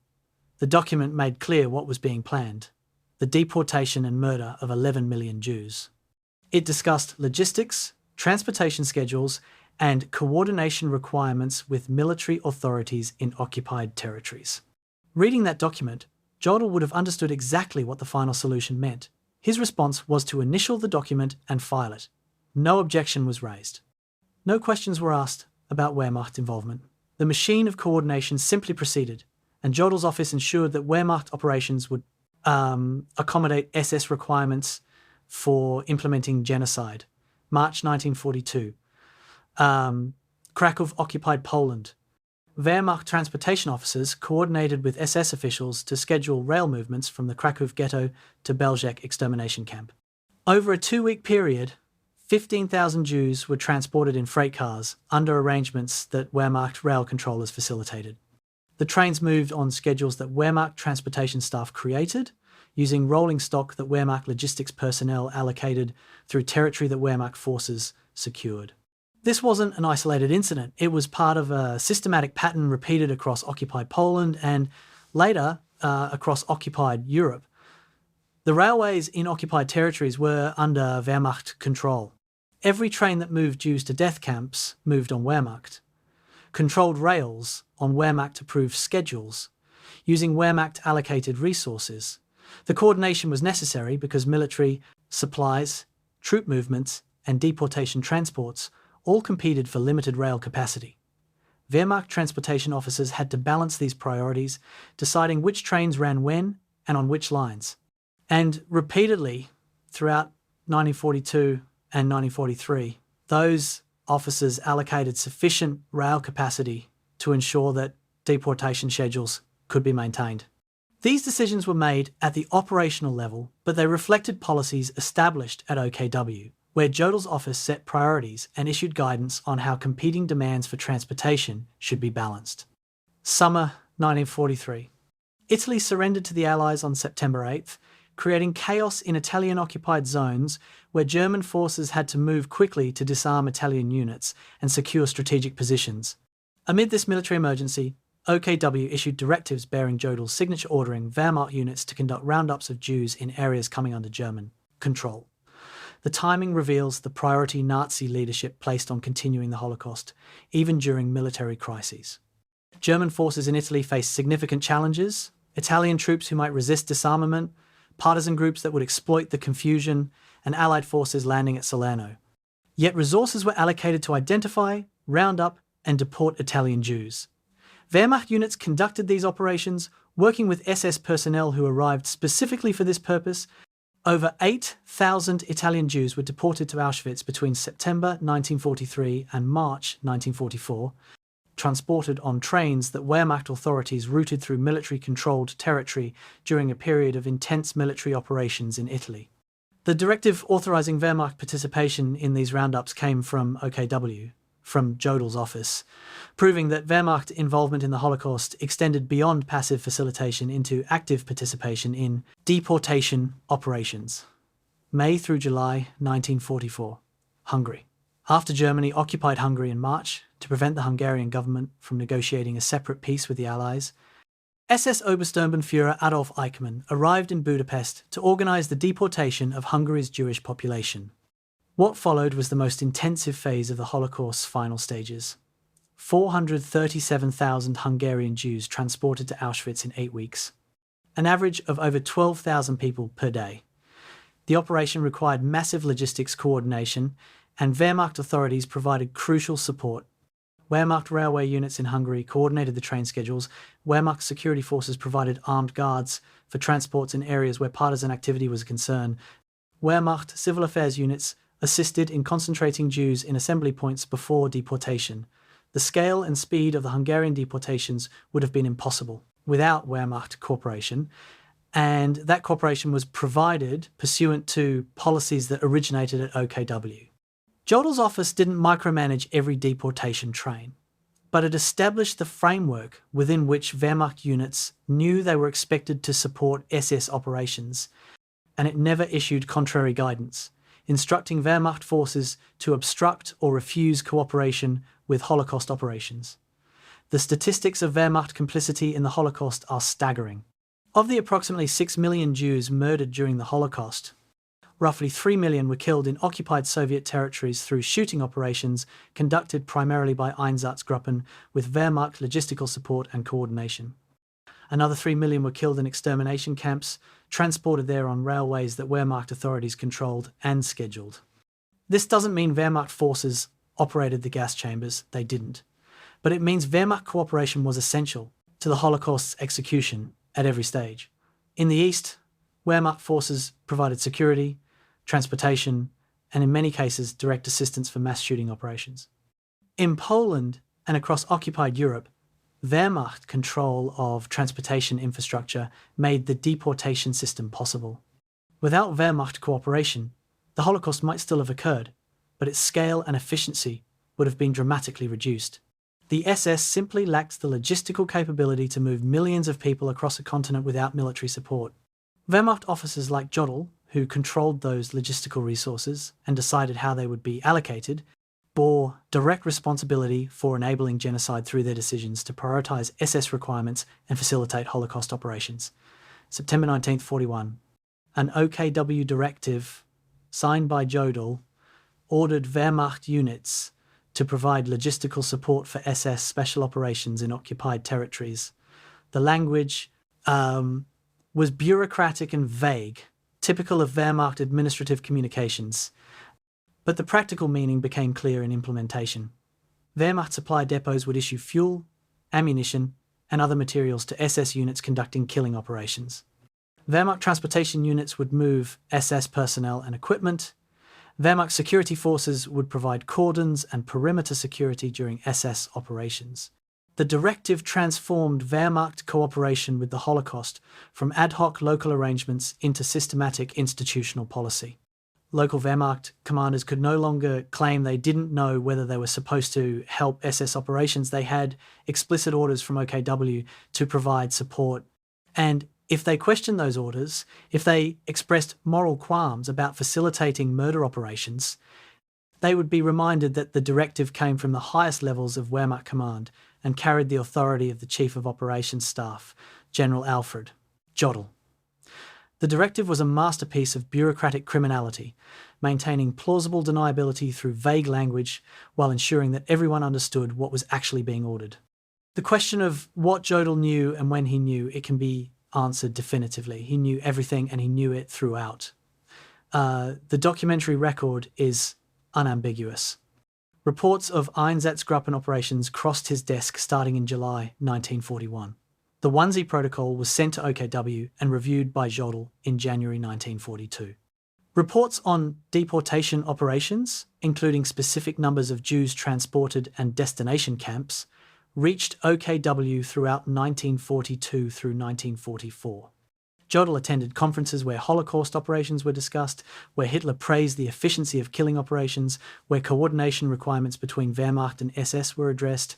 He signed directives that explicitly ordered Wehrmacht cooperation with SS. Operations that everyone understood involved mass murder. The claim that Jodl didn't know about the Holocaust, a claim his defense attorneys would attempt at Nuremberg, was demonstrably false. He knew. The documents prove he knew. And his knowledge meant that every subsequent decision he made to continue facilitating Holocaust operations was a conscious choice to participate in genocide. The psychological mechanisms that allowed Jodl to participate in the Holocaust while maintaining his self-image as an honourable soldier were the same mechanisms that allowed thousands of Wehrmacht officers to do the same. Compartmentalization and euphemism. Compartmentalization meant treating military operations and SS operations as entirely separate spheres, even when they were operationally intertwined.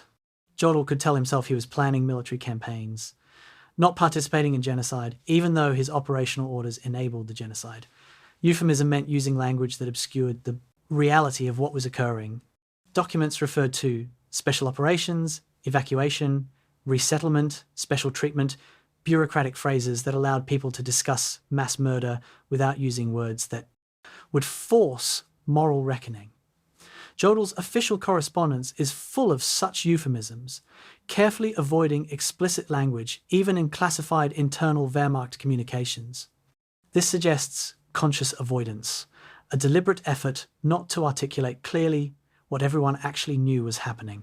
By maintaining linguistic distance from the reality of murder, officers like Jodl could preserve their self-conception as professionals simply doing their jobs, never quite acknowledging that their jobs involve facilitating the systematic murder of millions of innocent people. The ultimate question is whether the Holocaust could have occurred at the scale and with the efficiency it did without Wehrmacht cooperation. The answer is almost certainly no. The SS lacked the logistical infrastructure, the transportation capacity, and the territorial control necessary to deport millions of people from across a continent to killing centres in occupied Poland. The Wehrmacht controlled the railways, the roads, the security apparatus in occupied territories, and the administrative machinery necessary to coordinate complex operations across vast distances. When Wehrmacht leadership decided to cooperate with Holocaust operations, when officers like Jodl signed directives facilitating that cooperation, they made themselves accomplices to genocide. This wasn't passive bystanding or unfortunate coincidence. This was active, knowing, systematic institutional support for mass murder. And Alfred Jodl, as chief of OKW operations, bore personal responsibility for Wehrmacht policies that enabled the Holocaust. His signature appeared on many of the key directives. His office coordinated Wehrmacht support for SS operations. His initials appeared on reports documenting what those operations entailed. At Nuremberg, prosecutors would present this documentary record and argue that Jodl was guilty not just of war crimes, but of crimes against humanity, the systematic murder of civilian populations based on their ethnic identity. The evidence supporting that charge was overwhelming. And unlike many of the charges at Nuremberg, which rested on interpretation of intent or chains of command, the Holocaust charges against Jodl rested on documents bearing his signature, ordering actions that directly enabled genocide. There was no defence. There was only the attempt to minimise, to claim ignorance, to argue that others bore primary responsibility while he merely followed orders. None of these arguments would save him. The documents told the truth, and the truth was damningly clear. October 18th, 1942. OKW headquarters, Berlin. Alfred Jodl sat at his desk reviewing a draft directive that had been prepared based on Hitler's explicit instructions. The document addressed the treatment of Allied commandos, special forces troops who conducted raids behind German lines, sabotaging infrastructure and gathering intelligence. Recent British commando raids on the French coast at Street Nazaire and in Norway had enraged Hitler, who considered these operations violations of the proper conduct of warfare. The draft before Jodl specified that captured commandos would not be treated as prisoners of war entitled to Geneva Convention protections. Instead, they would be slaughtered to the last man, regardless of whether they were in uniform, whether they attempted to surrender, or whether they were captured during or after operations.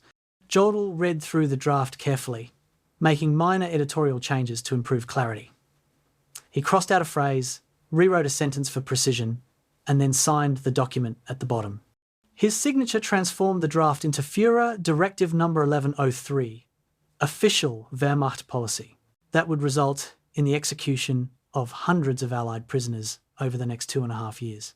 It was one of the most explicitly criminal orders issued during the entire war, and Alfred Jodl had signed it personally. The text of the commando order was unambiguous in its criminality. It stated that all men operating against German troops in so-called commando raids in Europe or in Africa were to be slaughtered to the last man, even if they appeared in uniform or attempted to surrender. The order specified that this applied to operations in battle or in flight, meaning commandos could be shot even if they were fleeing or had clearly ceased combat operations. The only exception was for commandos who needed to be interrogated for intelligence purposes, but even these were to be handed over to the SD, the SS security service, after interrogation, ensuring their eventual execution. The order explicitly stated that failure to comply would result in prosecution of any officer who treated captured commandos as regular prisoners of war. This provision revealed the order's true nature. It wasn't permitting summary execution of commandos, it was requiring it, making refusal to execute prisoners a punishable offence. The legal status of the order was clear to anyone with even basic knowledge of the laws of war. The Geneva Conventions explicitly protected uniformed soldiers who surrendered, and summary execution of prisoners violated both international law and military honour. Jodl knew this. Wehrmacht legal advisers had certainly reviewed the draft, but the order was signed anyway, bearing Jodl's signature as authorisation. December 7th, 1942, Norway. Operation Freshman, a British glider-borne commando raid targeting heavy water production facilities at Vemork, ended in catastrophe when both gliders crashed during the approach. 17 British commandos survived the crashes and were captured by German forces. Under the Geneva Conventions, they should have been processed as prisoners of war and sent to POW camps. Instead, Wehrmacht officers, citing the commando order that Jodl had signed 2 months earlier, ordered their execution. All 17 men were shot, some immediately after capture, others after brief interrogation. The executions were documented in Wehrmacht after-action reports that moved up the chain of command. These reports reached OKW, crossed Jodl's desk, and were filed without comment or investigation. The commando order had claimed its first documented victims, and the system established by Jodl's directive had functioned exactly as intended. Captured commandos were identified, segregated, and killed, with Wehrmacht officers executing or facilitating the executions as a matter of official policy. The men who pulled the triggers might have felt qualms about shooting prisoners, but they had explicit orders from the highest levels of Wehrmacht command telling them that such executions were not crimes but required duty. October 1943. The Greek islands. British Special Boat Service commandos conducted raids on German-occupied islands in the Aegean, targeting airfields and communications facilities. Several SBS personnel were captured during or after these operations. Wehrmacht garrison commanders, aware of the commando order, sought clarification from higher headquarters about whether the order applied to these prisoners.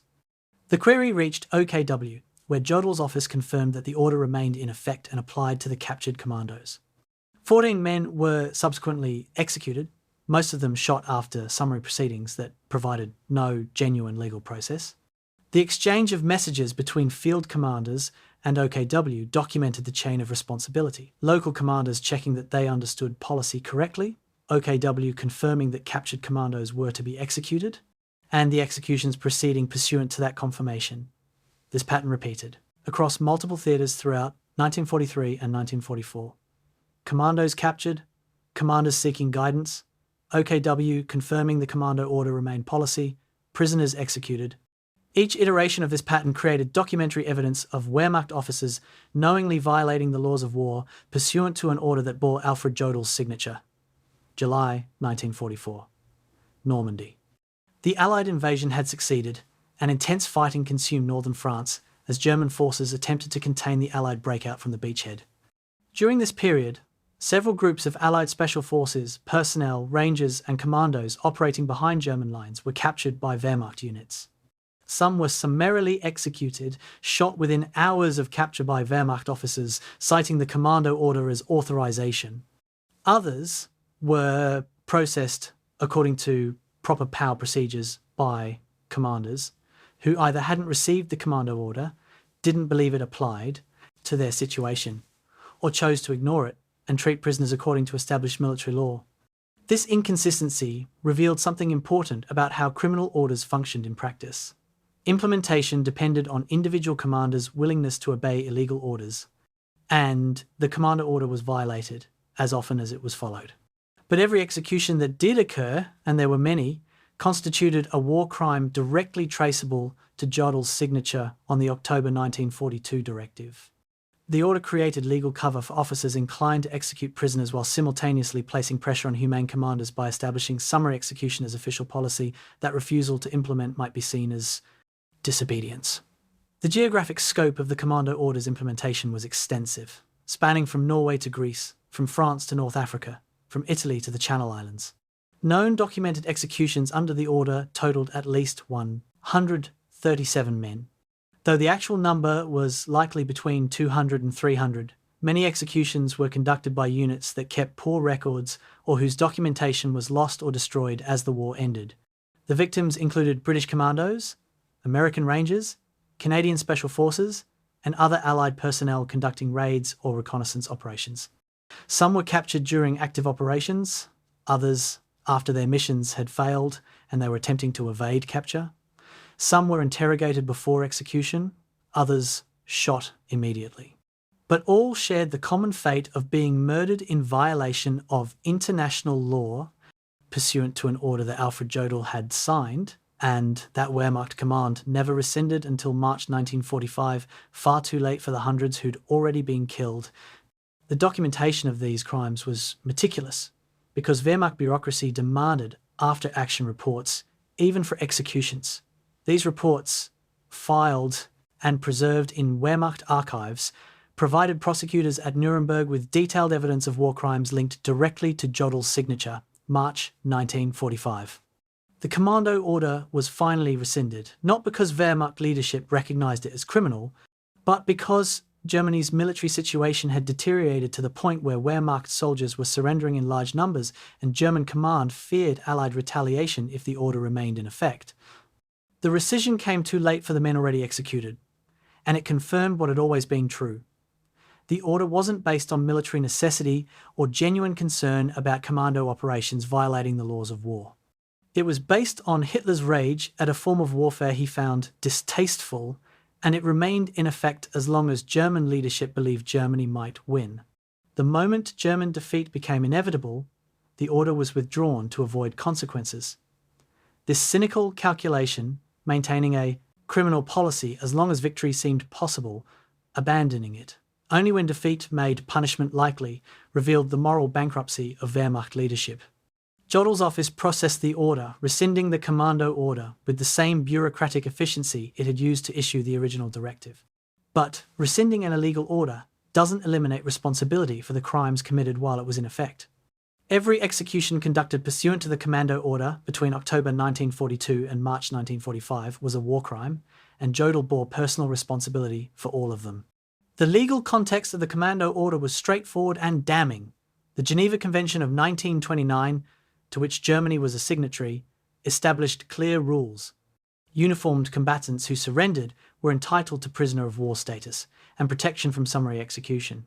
The convention allowed for the prosecution of war criminals after proper legal proceedings, but it prohibited summary execution even of personnel suspected of violating the laws of war. The commando order explicitly violated these provisions, ordering the execution of prisoners without trial based solely on their membership in commando units. Wehrmacht legal officers understood this. When the order was being drafted, concerns about its legality were raised. These concerns were documented in internal Wehrmacht communications, proving that Jodl and other senior officers knew they were authorizing illegal executions.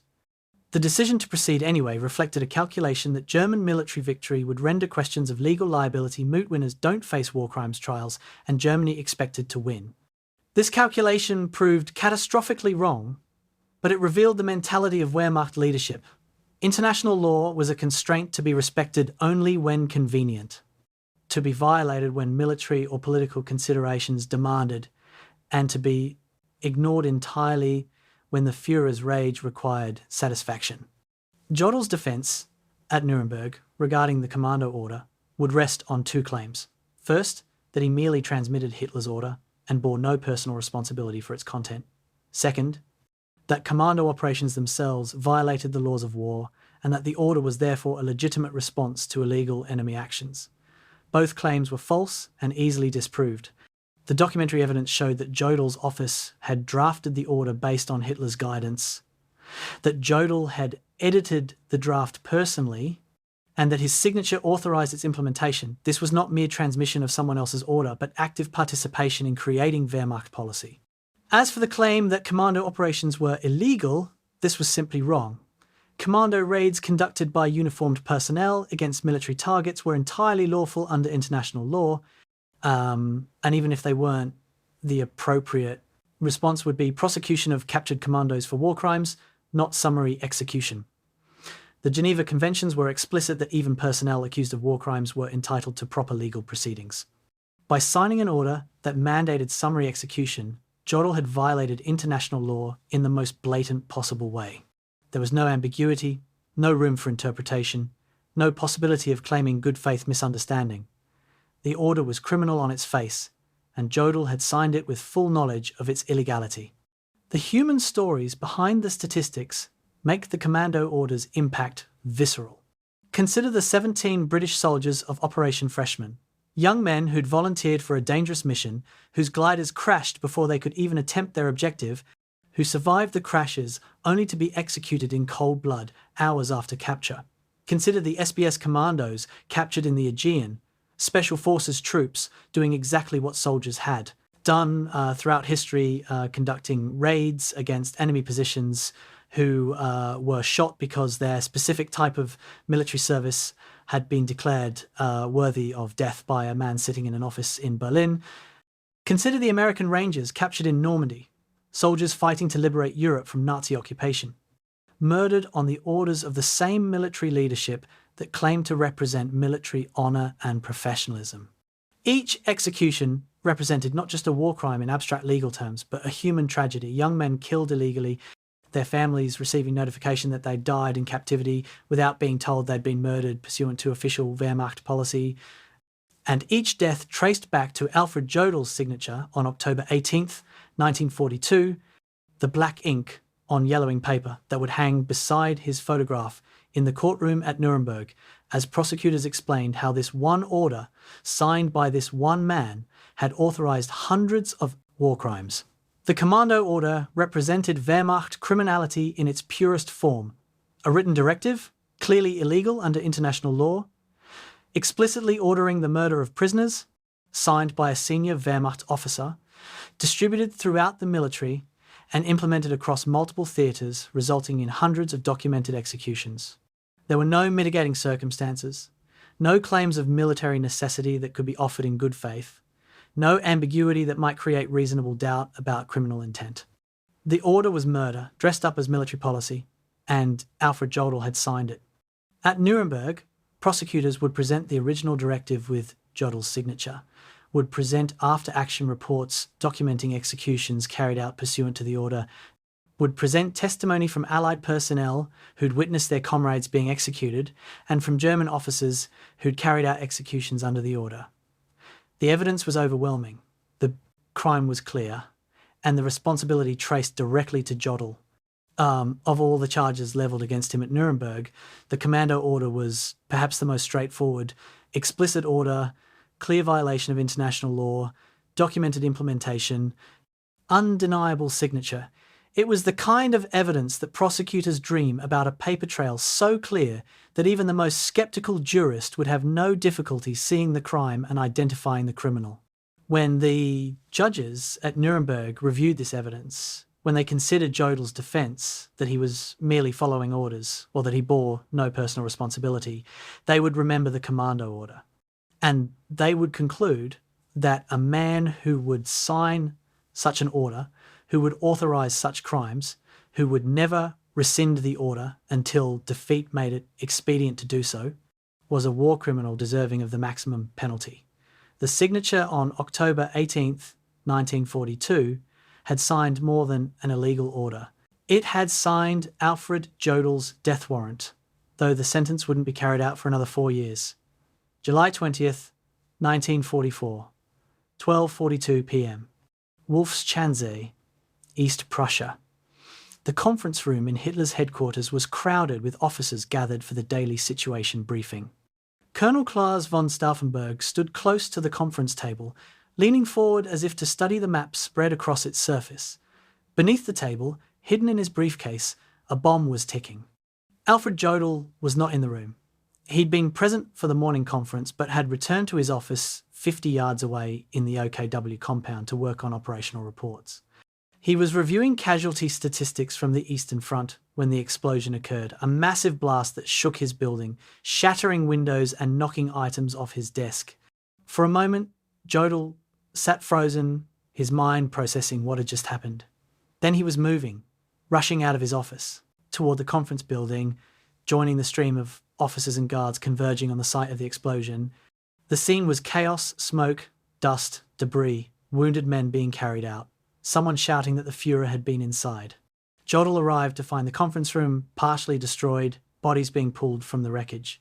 4 men would die from their injuries. But Hitler, incredibly, had survived, with minor wounds, protected by the heavy oak table that absorbed much of the blast's force. 1 p.m. Jodl pushed through the crowd outside the damaged conference building, demanding information. Who had done this? Where was the Führer? Was this an isolated incident or part of a larger attack? Within minutes, he'd located Hitler, who was being examined by his physician in a nearby bunker. Jodl was among the first senior officers to reach Hitler after the assassination attempt, rushing to the Führer's side with a mix of genuine concern and professional urgency. Hitler was shaken but functional, his uniform torn and scorched, his hair singed, blood dripping from minor shrapnel wounds on his legs and one arm.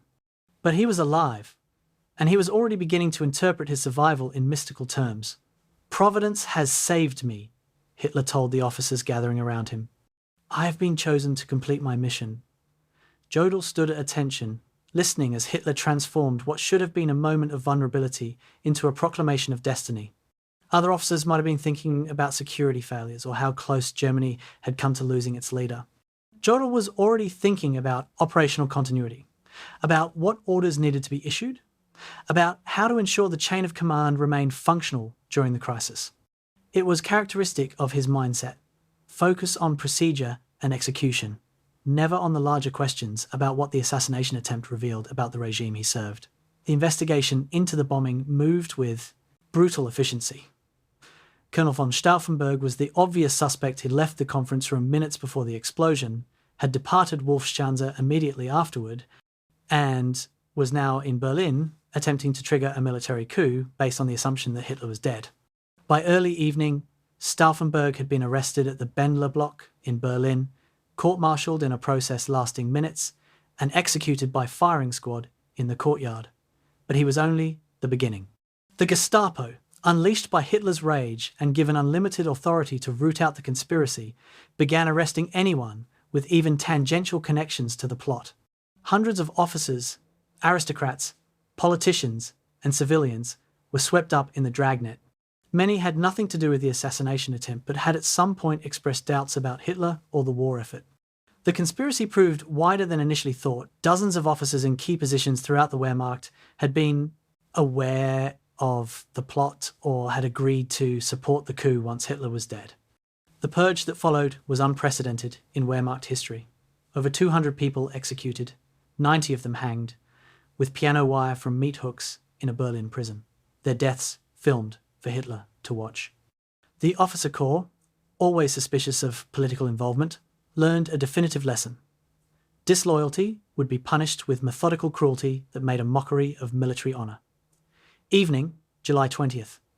Hitler addressed his surviving staff officers, those who'd been in or near the conference room and those who'd rushed to Wolfschanze upon hearing of the attack. Jodl stood among them, his uniform still dusty from the debris cloud he'd run through hours earlier.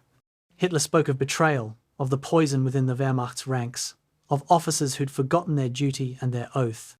His voice rose as he described the fate awaiting the conspirators, not honourable execution by firing squad, but degrading deaths designed to humiliate and terrorise.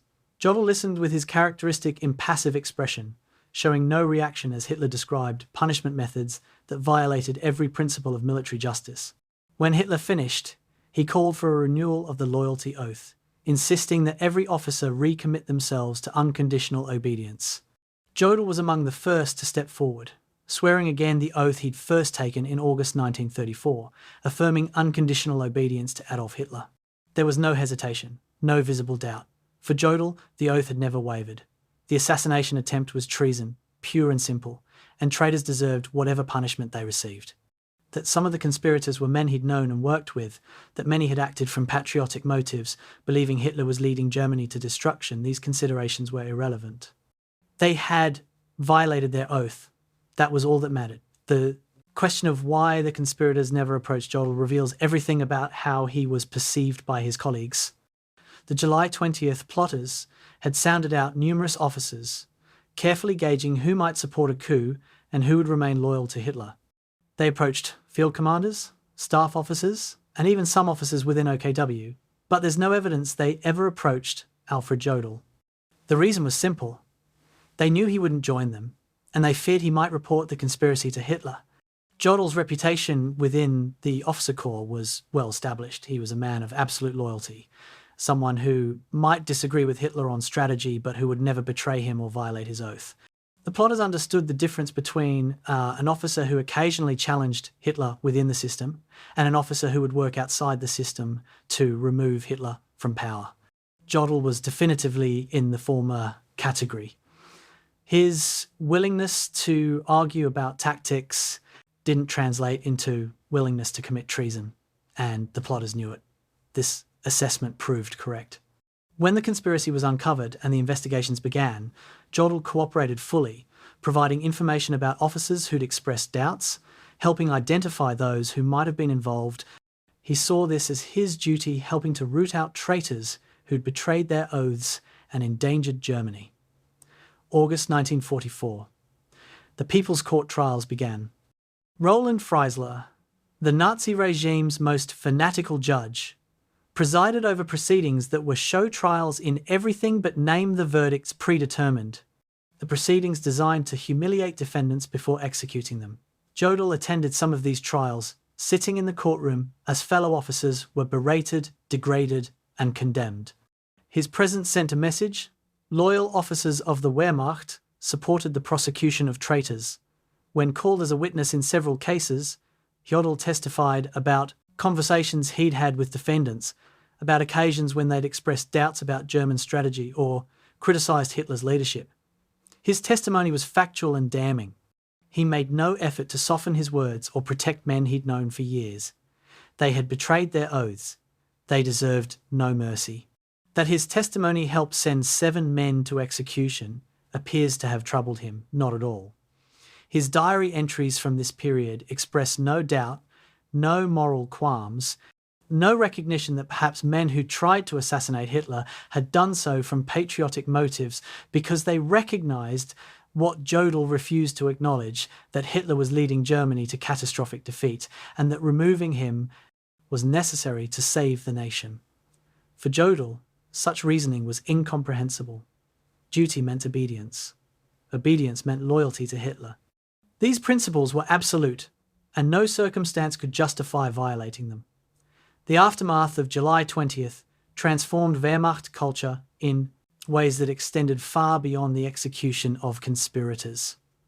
Hitler's suspicion of his generals deepened into paranoia. Political officers, Nazi Party representatives, were assigned to major Wehrmacht units to monitor loyalty. Officers' communications were monitored. Families of officers could be held hostage to ensure loyalty. The traditional prerogatives of the officer corps, the assumption of honour, the trust between commanders and subordinates were subordinated to police-state tactics designed to ensure absolute obedience. Jodl endorsed these measures. In his view, the conspiracy had proven that some officers couldn't be trusted, that the Wehrmacht needed purging of defeatist and disloyal elements, and that stronger controls were necessary to ensure the military remained committed to fighting to the end. This position aligned perfectly with Hitler's response, and it reinforced Jodl's status as a reliable, utterly loyal instrument of the Führer's will.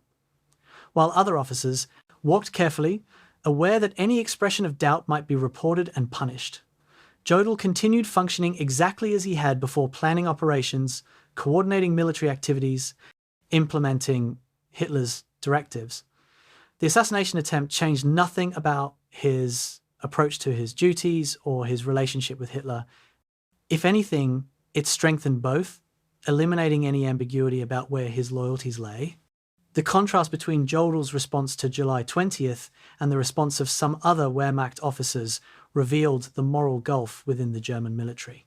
Some officers, even those who hadn't been involved in the plot, were shaken by its implications. The conspirators had included distinguished officers, men of courage and honour, who'd concluded that removing Hitler was necessary to save Germany from complete destruction. Their failure and their brutal executions forced some officers to confront uncomfortable questions. What if the conspirators were right? What if loyalty to Hitler meant betraying Germany? What if the oath they'd all sworn was itself immoral, binding them to serve a regime that was leading the nation to catastrophe? These questions troubled many officers in the war's final year, but they never troubled Alfred Jodl. For him, the conspiracy was simply treason, the conspirators were traitors, and their punishment was justified. His absolute certainty, his complete inability to entertain the possibility that perhaps the conspirators had valid reasons for their actions, revealed the limits of his moral imagination. He could conceive of tactical errors and strategic mistakes, but he couldn't conceive of fundamental moral failures in the regime he served. This intellectual and moral rigidity made him invaluable to Hitler in the war's final stages, when most officers had lost faith and were simply going through the motions. Jodl remained committed, still believing in victory, or at least in fighting honourably to the end, never questioning whether the cause he served deserved such devotion. July 24th, 1944, 4 days after the assassination attempt. All Wehrmacht officers were required to retake the loyalty oath in a special ceremony. The text was identical to the oath sworn in August 1934, unconditional obedience to Adolf Hitler, readiness to sacrifice life for this oath, but the context had changed. This wasn't the oath of a new regime, securing loyalty from military uncertain about its leadership. This was the oath of a regime that had just survived an assassination attempt and was demanding recommitment from officers whose loyalty was now suspect. Jodl took the oath again with no visible hesitation, his hand raised in the Nazi salute as he repeated the words. For him, this was simply reaffirming what had never wavered. But for many other officers in that ceremony, the oath had become something different, a chain binding them to a sinking ship, a commitment they regretted but couldn't escape without facing the consequences the July 20th conspirators had suffered. Jodl never experienced such doubts. His oath was not a burden, but a source of pride, a sacred commitment that defined his identity and guided his actions. This absolute commitment would carry him through the final 10 months of the war, through the defense of shrinking territory, through military defeats that made ultimate German victory impossible, all the way to the schoolhouse in Reims where he would sign the surrender document. And even there, even in that moment of total defeat, his oath would remain unbroken. In his mind, he had served with absolute loyalty until the very end. And if that service had resulted in catastrophe, well, at least he'd remained faithful to his commitments. For Alfred Jodl, that mattered more than anything. January 15th, 1945. The bunker beneath the Reich Chancellery in Berlin. The room was cold despite the bodies crowded around the conference table, and the maps spread across its surface told a story of comprehensive disaster. Alfred Jodl stood beside the maps, his pointer moving across the Eastern Front as he briefed Hitler on the Red Army's latest offensive. Soviet forces had crossed the Vistula River in Poland and were advancing toward the Oder, Germany's last major river barrier before Berlin. In East Prussia, German forces were being cut off from the Reich, encircled by Soviet armies driving toward the Baltic coast. In Hungary, Budapest was surrounded with nearly 80,000 German and Hungarian troops trapped in the city. Jodl's briefing was methodical and precise, presenting the facts without emotional colouring, marking Soviet advances on the map with red arrows that seemed to point from every direction toward the shrinking territory Germany still controlled. When he finished, Hitler asked the question he'd been asking with increasing frequency: where were the reserves? Where were the forces that could counterattack and restore the front? Jodl's answer was the same as always. There were no reserves. Germany had committed everything, and everything wasn't enough. Soviet forces outnumbered German defenders by margins that made successful defense impossible. The war was lost. Jodl didn't say this, he never said it explicitly, but the maps said it for him. February 13 through 15, 1945. Dresden, the beautiful Baroque city on the Elbe River, swollen with refugees fleeing westward ahead of Soviet advances, was attacked by British and American bombers in a series of raids that created a firestorm consuming the city centre. Casualty estimates varied wildly. German propaganda claimed hundreds of thousands dead. Post-war analysis suggested 25,000 to 35,000, but the specific number mattered less than what Dresden represented. Allied air forces could now strike anywhere in Germany at will. German air defences had ceased to exist as a meaningful obstacle, and German cities were being systematically destroyed while Wehrmacht forces could do nothing to stop it. Reports of the Dresden bombing reached OKW within hours. Jodl reviewed the casualty figures, the descriptions of the firestorm's effects, the assessments of damage to transportation infrastructure that Dresden's destruction represented. Then he filed the reports and continued his normal work. The deaths of tens of thousands of German civilians in a single night, the destruction of one of Germany's most beautiful cities, the demonstration that Germany could no longer protect its own territory from devastating air attack. None of this prompted any recorded reconsideration of whether continuing the war served any purpose beyond accumulating more casualties. Jodl's job was to plan military operations and coordinate Wehrmacht activities. The larger question of whether Germany should seek terms rather than fight to comprehensive destruction was a political question, and political questions weren't his responsibility, or so he told himself. April 12, 1945. News arrived from the West. President Franklin Roosevelt had died in Warm Springs, Georgia. Hitler's reaction was euphoric, seeing in Roosevelt's death a miracle comparable to the death of Empress Elizabeth of Russia in 1762, which had saved Frederick the Great when Prussia seemed doomed. "The miracle!" Hitler exclaimed. "The war will turn. The alliance against us will collapse." Jodl stood in the briefing room as Hitler expounded on this theme, explaining how Roosevelt's death would lead to American withdrawal from the war, how the Western Allies would recognize that their true enemy was Soviet communism rather than Nazi Germany, how Germany could still achieve a favorable peace by holding out just a little longer. Jodl's face remained expressionless, revealing nothing of what he thought about this fantasy. Other officers in the room exchanged glances, recognizing that Hitler had lost touch with reality, that Roosevelt's death changed nothing about the military situation, where Soviet forces were now less than 40 miles from Berlin and American forces were across the Rhine and driving into central Germany. But Jodl said nothing to contradict Hitler's delusion.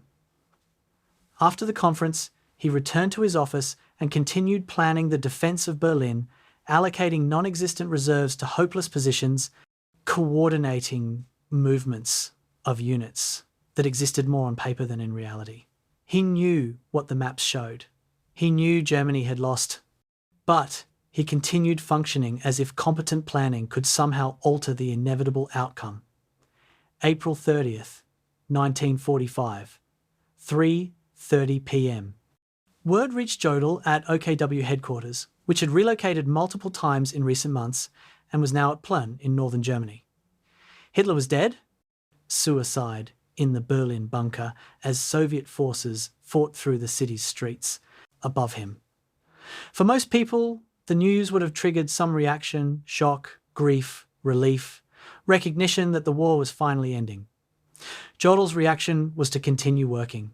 He had situation reports to review, operational directives to sign, communications to maintain with Wehrmacht units still fighting across what remained of German-held territory. Hitler's death changed nothing about Jodl's duties as he understood them. Germany still had armed forces in the field. Those forces still required coordination and direction. The mission continued until it formally ended, and that hadn't happened yet. When other officers expressed relief that Hitler's death might facilitate surrender negotiations, Jodl was non-committal. The new government, Hitler's will, had designated Grand Admiral Karl Dönitz as Führer, would make political decisions. Jodl would continue doing his job. It was a response that revealed how completely Jodl had subordinated moral and political judgment to bureaucratic function. The man he'd served absolutely for over a decade was dead, the regime had collapsed, the war was comprehensively lost, and Jodl simply continued working as if these facts changed nothing about his responsibilities or his approach to fulfilling them. May 1st, 1945, Plön, Alfred Jodl met with Admiral Dönitz, Germany's new head of state, to discuss the military situation and the options for ending hostilities. Dönitz had no illusions about Germany's position. Surrender was inevitable. The only questions were timing and terms.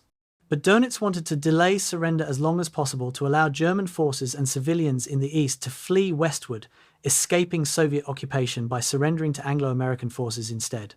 This required continued fighting on the Eastern Front while negotiating with the Western Allies, a strategy that violated the Allied demand for simultaneous surrender on all fronts. Jodl agreed to help implement this strategy, coordinating Wehrmacht operations to facilitate the westward flight of forces and refugees while maintaining some resistance in the east. It was a pragmatic decision with clear humanitarian justifications. Keeping escape routes open saved countless Germans from Soviet captivity or revenge. But it also extended the war's final days, resulting in additional casualties among German forces, Soviet forces, and the Allied armies still fighting German units in the West. Jodl made this calculation and accepted the costs. During this meeting, Dönitz told Jodl that he would be the one to sign the surrender documents when the time came. It wasn't an honour or a privilege. It was a duty that no one else wanted. Jodl accepted the assignment without protest, without complaint, without asking why this burden should fall on him. He would do what was required. He always had. The final evacuations of OKW headquarters revealed the complete collapse of German military organisation between January and May 1945. Jodl supervised OKW's movement 8 times, from Berlin to Zossen, from Zossen to camps in Thuringia, from Thuringia to Bavaria as American forces advanced, from Bavaria to Plön in the north as German-held territory fragmented into isolated pockets. Each movement involved loading essential files and communications equipment into vehicles, establishing new headquarters facilities, re-establishing contact with subordinate commands, and attempting to maintain some semblance of coordinated military operations despite the chaos. Staff officers who worked under Jodl during this period later described his unshakable composure, his insistence on proper procedures even as the world collapsed around them, his apparent imperviousness to the stress that was breaking other men. He would arrive at a new headquarters location, establish his office, and within hours be conducting situation briefings as if this were normal staff work rather than the death throes of a defeated regime. Some found this composure admirable, a professional maintaining standards when everything else was falling apart. Others found it disturbing a man so disconnected from emotional reality that he couldn't recognize when professionalism became absurd. Both assessments contained truth. Jodl's composure in collapse made him functional when others weren't, but it also revealed a profound inability to acknowledge defeat or to question whether his continued efforts served any purpose beyond postponing the inevitable. German military casualties in 1945 alone exceeded 1.5 million dead and over 3 million captured, losses that dwarfed any previous period of the war. The Battle of Berlin, fought from April 16th to May 2nd, killed approximately 80,000 German soldiers defending a city whose fate was never in doubt. These men died for no strategic purpose, achieving nothing except delaying Soviet victory by a few days. Jodl coordinated the defense of Berlin from outside the city, issuing directives to units that often no longer existed, ordering counterattacks by formations that had been destroyed days earlier, maintaining the fiction of coherent military operations when reality was chaos and collapse. The question that haunts this period is, when did Jodl realize the war was lost? And why did he keep fighting? The answer to the first part is clear from the evidence. He understood Germany's military situation was hopeless by late 1944, at the latest, probably earlier. The maps didn't lie. The casualty reports told the story. German defeat was mathematically certain. But understanding that Germany had lost didn't translate into any impulse to stop fighting. For Jodl, the question of whether the war could still be won was separate from the question of whether Germany should continue fighting. As long as Germany had a functioning government and armed forces capable of resistance, those forces should resist. Surrender would come when ordered by legitimate authority, not before. This logic made sense within Jodl's framework of absolute obedience to authority and duty to continue until officially released from service. But it meant that his final months of service accumulated casualties, German and Allied, for no strategic purpose beyond fulfilling what Jodl considered his duty. May 1st, 1945. Plön. The conversation that would determine Jodl's future. Dönitz explained why he'd chosen Jodl to sign the surrender. The field marshals, men like Keitel and Kesselring, were too senior, too symbolic. Their signatures would suggest Wehrmacht acceptance of defeat in ways that might complicate post-war efforts to rehabilitate the military's reputation. Younger officers lacked the authority to represent the Wehrmacht at such a crucial moment. Jodl, as chief of OKW operations, held sufficient rank and position to sign authoritatively while being distant enough from political leadership to avoid the taint that would attach to anyone closer to Hitler. It was a coldly calculated decision, and Jodl understood immediately that he was being chosen, partly because he was expendable if the Allies sought to prosecute those who signed the surrender. Better it be Jodl than a field marshal whose conviction might implicate the entire Wehrmacht leadership. Dönitz didn't explain these calculations explicitly, but Jodl was intelligent enough to recognize them. His response was characteristic. He accepted the assignment without objection or negotiation. Someone had to sign. It might as well be him. Within a week, he would travel to Reims and perform the task that would define his image forever, the German general who signed the surrender, the face of defeat. But between that conversation with Dönitz and the moment in Reims, Jodl had work to do. Surrender negotiations had to be prepared, communications with field commands maintained, the final operations of the Wehrmacht coordinated. Until the moment he signed that document, he remained on duty. And even afterward, even in Allied custody, some part of Jodl would never really leave that duty, never fully accept that his service had ended. November 20th, 1945. Nuremberg, Germany. The Palace of Justice, damaged but still standing after Allied bombing, had been chosen as the venue for the most ambitious war crimes trial in history. 24 defendants sat in 2 rows in the dock, flanked by American military police wearing white helmets and carrying sidearms. Alfred Jodl sat in the back row, positioned between Admiral Erich Raeder and Baldur von Schirach, the former Hitler Youth leader. His uniform had been taken from him. Defendants wore civilian clothes, though Jodl had requested and been denied permission to appear in military dress. He wore a simple grey suit that hung awkwardly on his frame, making him look less like a general who'd helped direct a world war, and more like a clerk or minor bureaucrat. The courtroom was crowded with journalists, legal observers, and military personnel from the Allied powers. Cameras recorded everything for newsreels that would be shown in cinemas worldwide. When the presiding judge, Lord Justice Geoffrey Lawrence of Britain, called the court to order and the indictment was read, Jodl sat motionless, his hands folded in his lap, his face revealing nothing. The charges were read in English, French, Russian, and German. Conspiracy to commit crimes against peace, planning and waging aggressive war, war crimes, and crimes against humanity. Alfred Jodl was accused of participating in the greatest crimes of the 20th century. His response, when asked how he pleaded, was delivered in a clear, steady voice. Not guilty. The prosecution's case against Jodl would unfold over 8 months, built on a foundation of documentary evidence that the Nazis themselves had meticulously preserved. American prosecutor Telford Taylor, who led the case against Jodl, presented document after document bearing Jodl's signature operational directives, policy orders, criminal instructions that authorized atrocities across occupied Europe.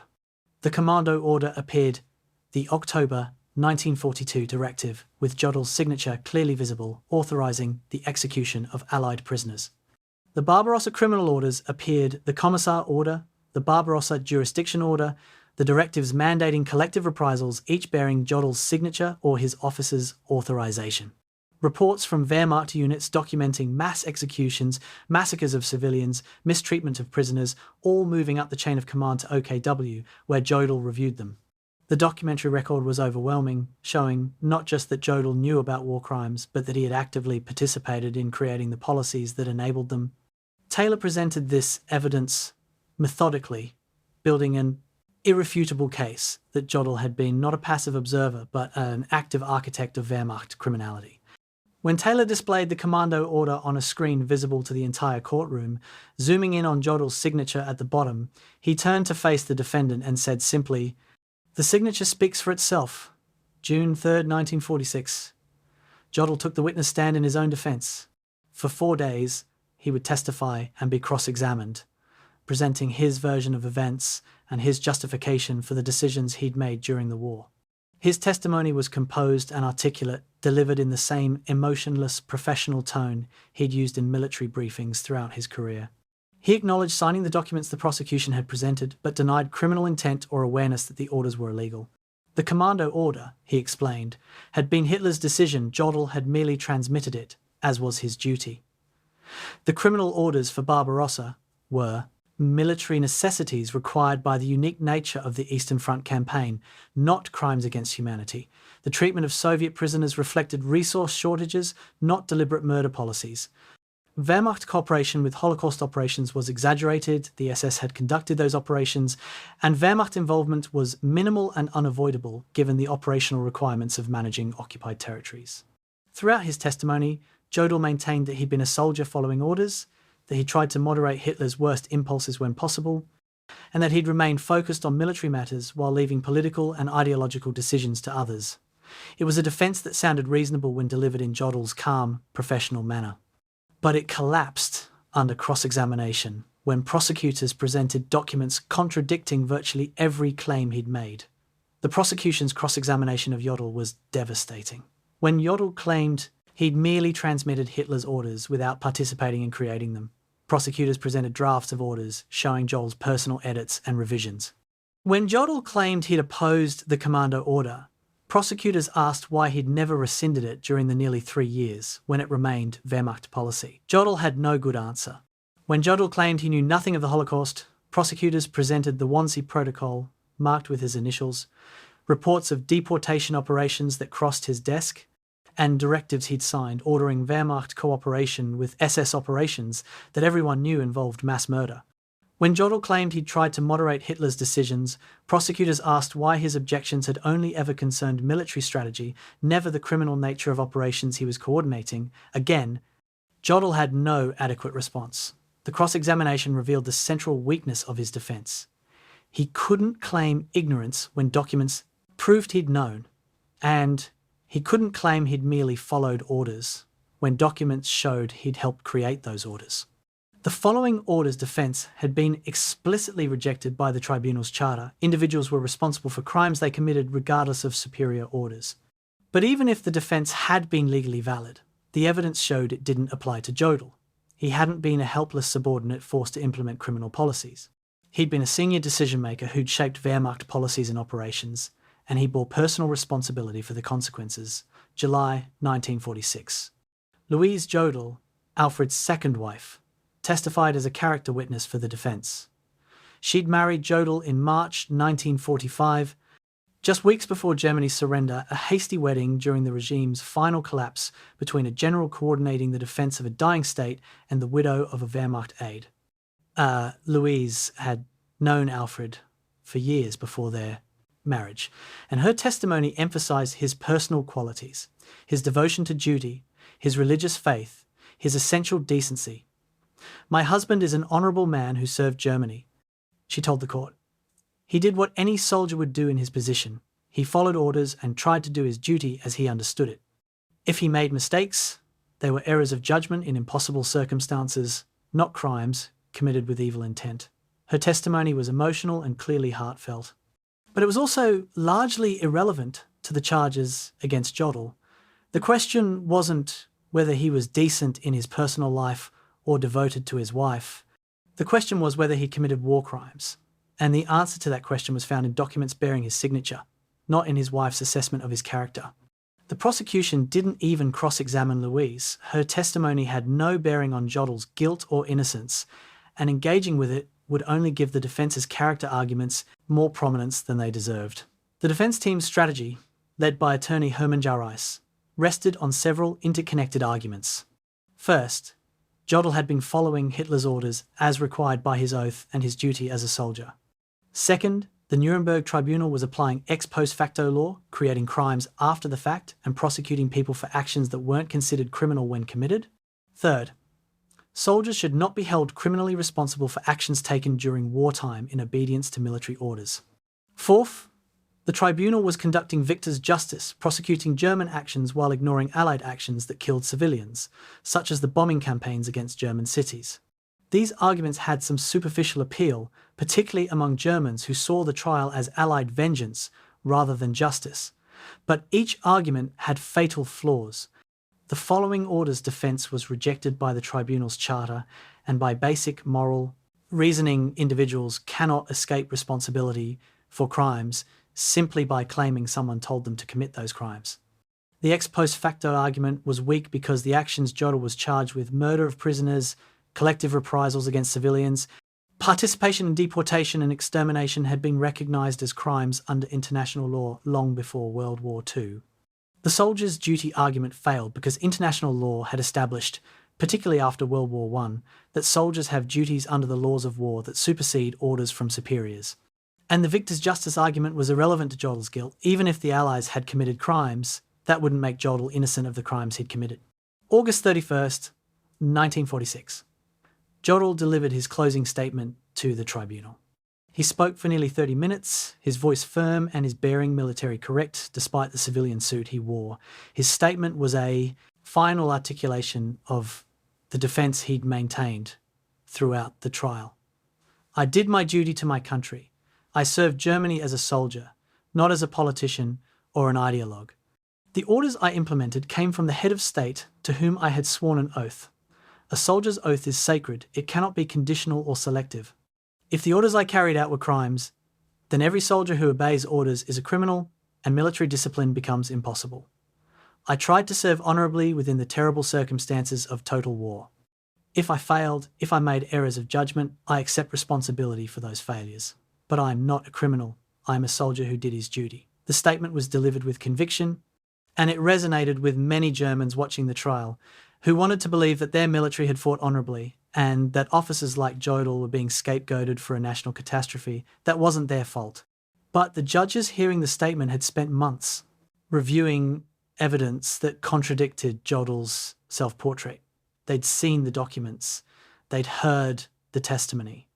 They knew that Jodl's claim to have been merely a dutiful soldier was false. He'd been an architect of criminal policies, not their reluctant implementer. The 4 charges against Jodl were specific and well documented. The first charge, conspiracy to commit crimes against peace, alleged that Jodl had participated in planning aggressive wars against Poland, France, the Soviet Union, and other nations. The evidence included planning documents for operations like Fall Weiss and Fall Gelb bearing Jodl's signature, minutes from conferences where Jodl had presented invasion plans, and testimony from other defendants describing Jodl's role in coordinating Wehrmacht preparations for aggressive war. The second charge, war crimes, focused on specific orders Jodl had signed. The commando order authorising execution of Allied prisoners. The Barbarossa criminal orders mandating when murder of Soviet commissars and collective reprisals, and directives facilitating Wehrmacht cooperation with SS atrocities. The evidence was documentary and irrefutable. The orders existed, bore Jodl's signature, and had been implemented, resulting in thousands of deaths. The third charge, crimes against humanity, addressed Jodl's role in Holocaust operations, particularly Wehrmacht cooperation with deportations and extermination operations. The evidence included the Wannsee Protocol marked with Jodl's initials, directives ordering Wehrmacht logistical support for SS operations, and reports documenting Wehrmacht participation in roundups and deportations.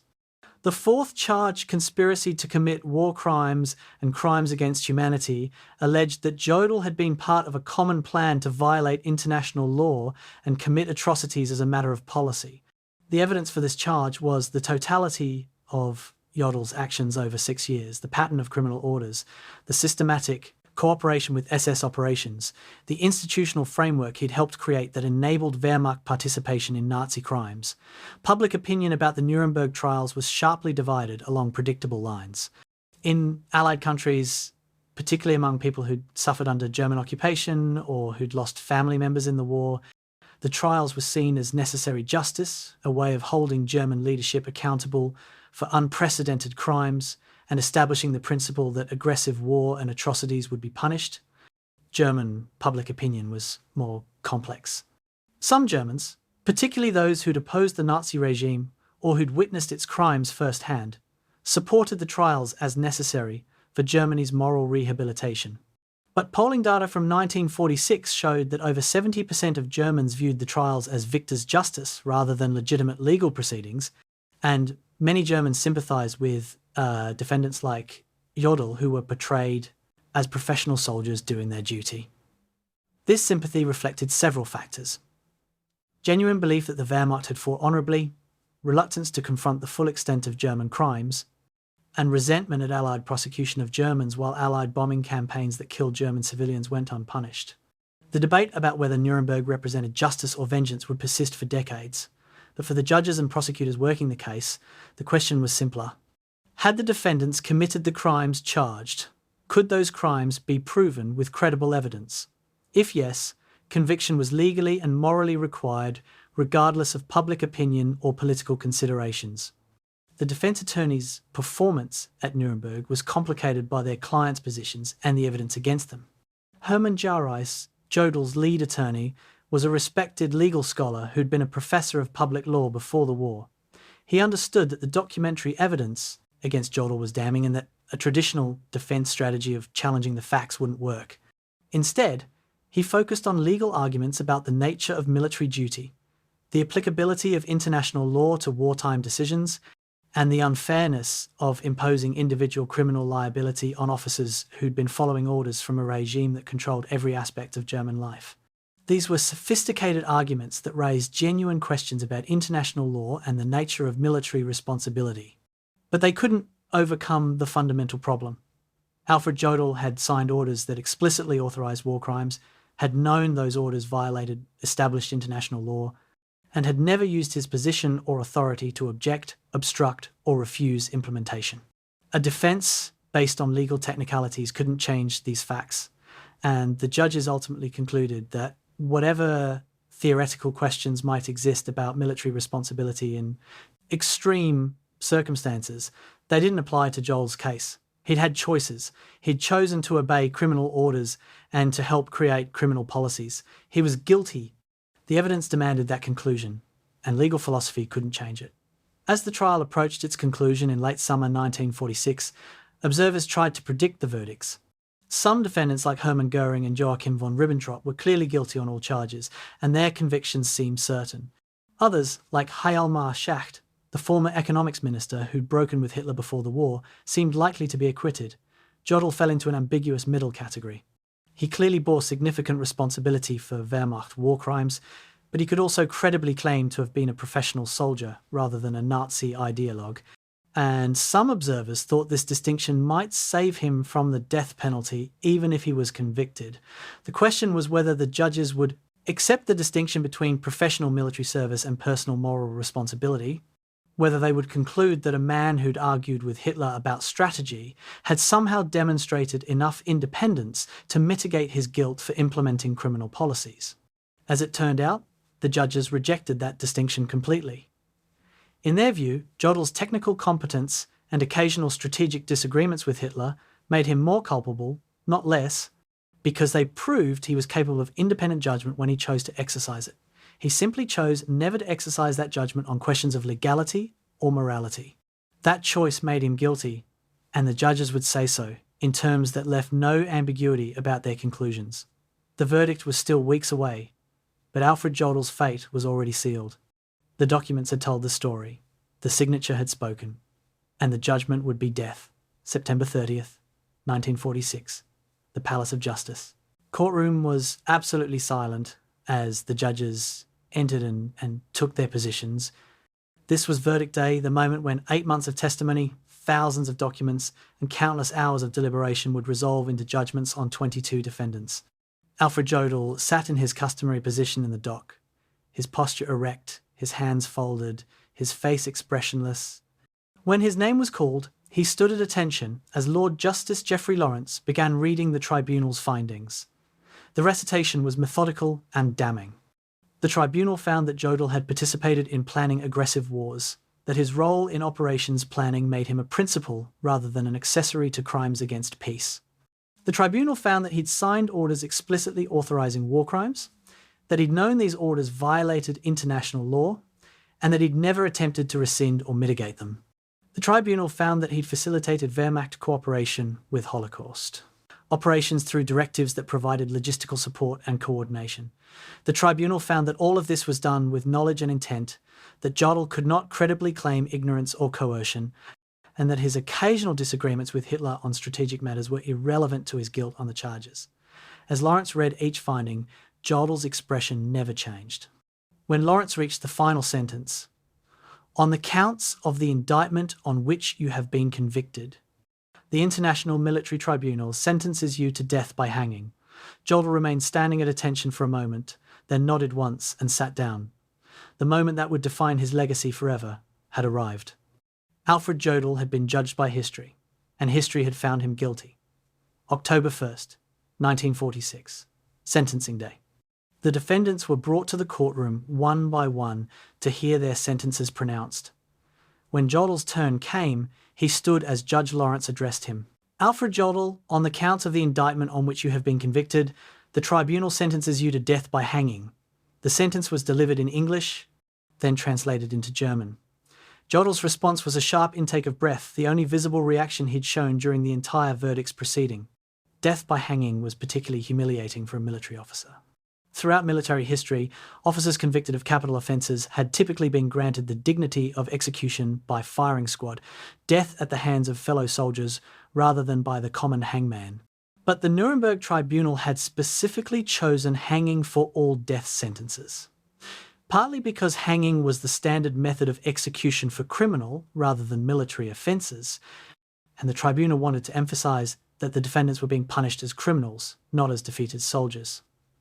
For Jodl, this distinction mattered enormously. He'd spent his entire adult life as a soldier, had defined himself through military service, and now he would die not as a soldier executed by military authority, but as a common criminal hanged like a murderer or thief. The symbolism was intentional and cruel, designed to strip away any claim to military honour and make clear that the defendant's actions had been crimes deserving dishonourable punishment. The tribunal's written judgment on Jodl, released alongside the verdicts, explained the reasoning behind the conviction in detail. On the first count, crimes against peace, the judgment found that Jodl participated in the planning of the wars against Poland, the Soviet Union, and other nations. His signatures appear on operational plans and directives for these invasions. He was present at conferences where these wars were discussed and planned. He bears responsibility for Wehrmacht participation in aggressive wars that violated international law and the treaties Germany had signed. On the second count, war, crimes. The judgment was even more explicit. Jodl signed orders that specifically authorised war crimes. The Commissar order, bearing his signature, mandated the murder of Soviet prisoners of war. The Commando order, bearing his signature, mandated the murder of Allied prisoners. Directives authorising collective reprisals against civilians bear his signature or were issued by his office. These were not orders reluctantly transmitted, but policies that Jodl helped create and implement. He knew these orders violated the laws of war. He signed them anyway. On crimes against humanity, the judgment concluded. Jodl's directives facilitated Wehrmacht cooperation with Holocaust operations. He received reports documenting mass murders. He signed orders requiring Wehrmacht forces to provide logistical support for SS operations. He never used his authority to obstruct or prevent atrocities. This pattern of knowing facilitation makes him complicit in crimes against humanity. The judgment left no doubt. Alfred Jodl was guilty, and his guilt was supported by overwhelming documentary evidence. The voting among the 4 judges, American, British, French, and Soviet, was unanimous on all counts against Jodl. Some defendants received split verdicts, with dissenting judges on particular charges. Jodl received no such benefit. All 4 judges agreed he was guilty on all counts, and all 4 judges agreed he deserved the death penalty. This unanimity was significant because the 4 judges came from different legal traditions and had different perspectives on the trial. The Soviet judge, Major General Iona Nikitchenko, saw the trial through the lens of Soviet suffering on the Eastern Front and was predisposed toward harsh sentences. The American judge, Francis Biddle, and British judge, Norman Burkett, came from common law traditions emphasising individual responsibility and due process. The French judge, Henri Dondieu de Vabres, came from a civil law tradition and was generally the most lenient, often arguing for lesser sentences. That all 4 agreed Jodl deserved death indicated how strong the evidence against him was. Even the most lenient judge, reviewing the documents and testimony, concluded that no lesser sentence would be just. The Commando order alone would have justified conviction on war crimes charges. The Barbarossa criminal orders alone would have justified conviction. The pattern of facilitating Holocaust operations alone would have sufficed. Together, they created an overwhelming case that admitted no reasonable defence. October 15th, 1946, Jodl's final day. He'd been transferred from the courthouse cells to the Nuremberg prison gymnasium, which had been converted into an execution chamber. 3 gallows had been constructed, allowing the condemned men to be executed in sequence through the night. Jodl spent the afternoon writing letters to his wife Louise, to his sister, to his brother Ferdinand. In his letter to Louise he wrote, "I served Germany faithfully. If that service led to crimes, they were crimes of judgment, not of intent." I die with a clear conscience, confident that history will judge me more fairly than this tribunal has." The letter revealed the depth of his self-deception. After 8 months of trial, after hearing testimony and reviewing documents that proved his knowing participation in atrocities, Jodl still could not acknowledge genuine moral guilt. He'd convinced himself that he'd been a faithful servant, wrongly convicted, a professional soldier, punished for doing his duty. This interpretation required ignoring the commando order, the Barbarossa directives, the reports of mass killings he'd reviewed, the coordination with Holocaust operations his office had provided. But Jodl maintained his self-conception to the end. He was a soldier. Soldiers obey orders. He'd obeyed. If that was a crime, then the judges were wrong, and history would vindicate him. This absolute conviction, maintained despite all evidence to the contrary, was perhaps the most damning aspect of his character. He'd learned nothing. Even facing death, he couldn't see what he'd done wrong. The Catholic chaplain arrived at 6 p.m. Father Sixtus O'Connor, an American Franciscan priest who'd served as Catholic chaplain to the defendants throughout the trial, heard Jodl's final confession and administered the last rites of the church. What Jodl confessed, whether he expressed genuine contrition for his role in war crimes, whether he acknowledged moral guilt even as he maintained his legal innocence, these remain unknown, protected by the seal of confession. But Father O'Connor later wrote that he'd been troubled by Jodl's spiritual state, that the general had maintained his conviction of righteousness even in his final religious observances, and that he'd seemed more concerned with being remembered as an honourable soldier than with the state of his soul. This assessment, while circumspect, suggested that Jodl's confession had been formal rather than heartfelt, that he'd performed the ritual of reconciliation without achieving genuine moral clarity about his actions. He'd attended Mass throughout the war while signing orders that authorised mass murder. He'd received communion while coordinating operations that killed millions. And now, hours before his execution, he was receiving the sacraments one final time while maintaining that he'd done nothing genuinely wrong. If the church offered him absolution and the priest's presence suggested it did, that absolution said more about Catholic theology's emphasis on mercy than about Jodl's actual contrition or moral transformation. 1:16 a.m., October 16th, 1946, Alfred Jodl was led into the gymnasium where the gallows waited.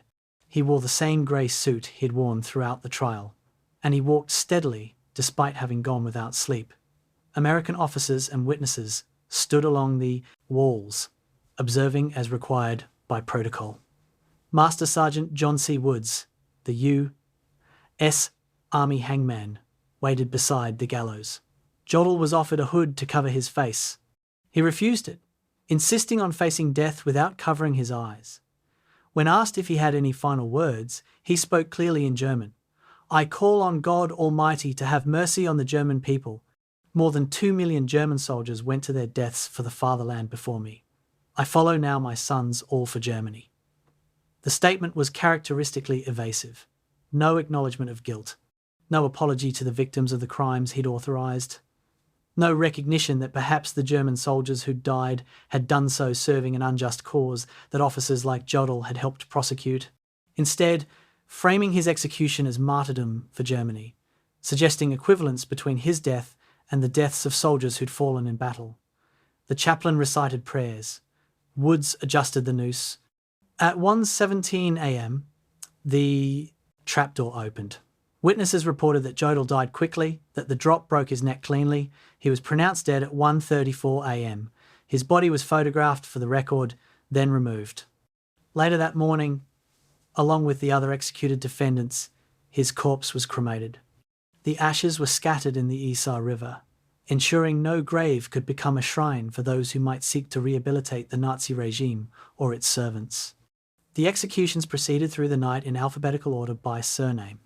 Hermann Goering had cheated the hangman by committing suicide with a cyanide capsule hours before his scheduled execution, but the other condemned men went to their deaths: Wilhelm Keitel, Ernst Kaltenbrunner, Arthur Seyss-Inquart, Alfred Rosenberg, Fritz Sarkel, Julius Streicher, and finally, near dawn, Baldur von Schirach and Wilhelm Frick. Jodl's execution fell in the middle of this grim procession, around 1:30 a.m. The witnesses who observed all the executions later noted differences in how the condemned men faced death. Goering had escaped, Streicher had shouted Nazi slogans to the end, Keitel had maintained military bearing, marching to the gallows and standing at attention until the trap fell. Jodl had been composed but not defiant, maintaining the same emotionless professional demeanour he had displayed throughout the trial, treating his execution as one more unpleasant duty to be endured with proper military discipline. This consistency remaining controlled and correct even facing death was in some ways admirable, demonstrating a kind of stoic courage. But it also revealed Jodl's fundamental inability to access genuine emotion or moral reflection. He'd lived his entire life maintaining emotional distance from the consequences of his actions, and he died the same way, correct and composed and utterly disconnected from the moral reality of what he'd done and what was being done to him. The international reaction to the Nuremberg verdicts and executions was complex and divided. In countries that had suffered under Nazi occupation, France, Poland, Czechoslovakia, the Soviet Union, there was satisfaction that at least some of those responsible for immense suffering had been held accountable. In Britain and America, public opinion generally supported the verdicts, seeing them as necessary justice and an important precedent establishing that aggressive war and atrocities would be punished under international law. But there was also discomfort with some aspects of the trials. Legal scholars debated whether the Nuremberg tribunal had applied ex post facto law, whether the judges from victorious powers could render impartial judgments, and whether executing defeated enemies risked creating martyrs rather than achieving justice. In Germany, the executions were controversial. Many Germans saw the Nuremberg defendants as scapegoats, bearing collective punishment for a national catastrophe. And there was significant public sympathy for men like Jodl, who were presented by their defenders as professional soldiers rather than Nazi ideologues. Polling from late 1946 showed that over 60% of Germans considered the Nuremberg sentences unjust, reflecting widespread resistance to acknowledging the full extent of German crimes and a tendency to see the war as a tragedy rather than as a moral catastrophe for which Germans bore responsibility. The question of whether justice was served at Nuremberg admits no simple answer, because it depends on what one believes justice requires. If justice means holding individuals accountable for specific crimes supported by credible evidence and established through fair legal proceedings, then Nuremberg was just. The defendants received trials with legal representation. The evidence against them was substantial and properly authenticated, and the verdicts were based on findings of fact rather than mere vengeance. If justice requires perfect consistency prosecuting all war crimes regardless of who committed them, then Nuremberg was imperfect, because Allied actions that killed civilians, such as the bombing campaigns against German cities, were never prosecuted, and the tribunal was composed of judges from victorious powers. But this imperfection doesn't negate Nuremberg's legitimacy. The fact that Allied crimes went unpunished doesn't make German crimes any less criminal or German criminals any less guilty. Alfred Jodl was convicted of signing orders that authorised the execution of prisoners, of coordinating operations that enabled mass murder, of participating in aggressive wars that killed millions. These were crimes under any reasonable definition. The documents proved his involvement. His conviction was just, even if imperfect justice that didn't punish all criminals is less than ideal justice that would have punished all equally. History would continue debating Nuremberg's fairness, but for Alfred Jodl, the debate was over. He'd been tried, convicted, and executed. The signature that had authorised so many deaths had finally received its reckoning.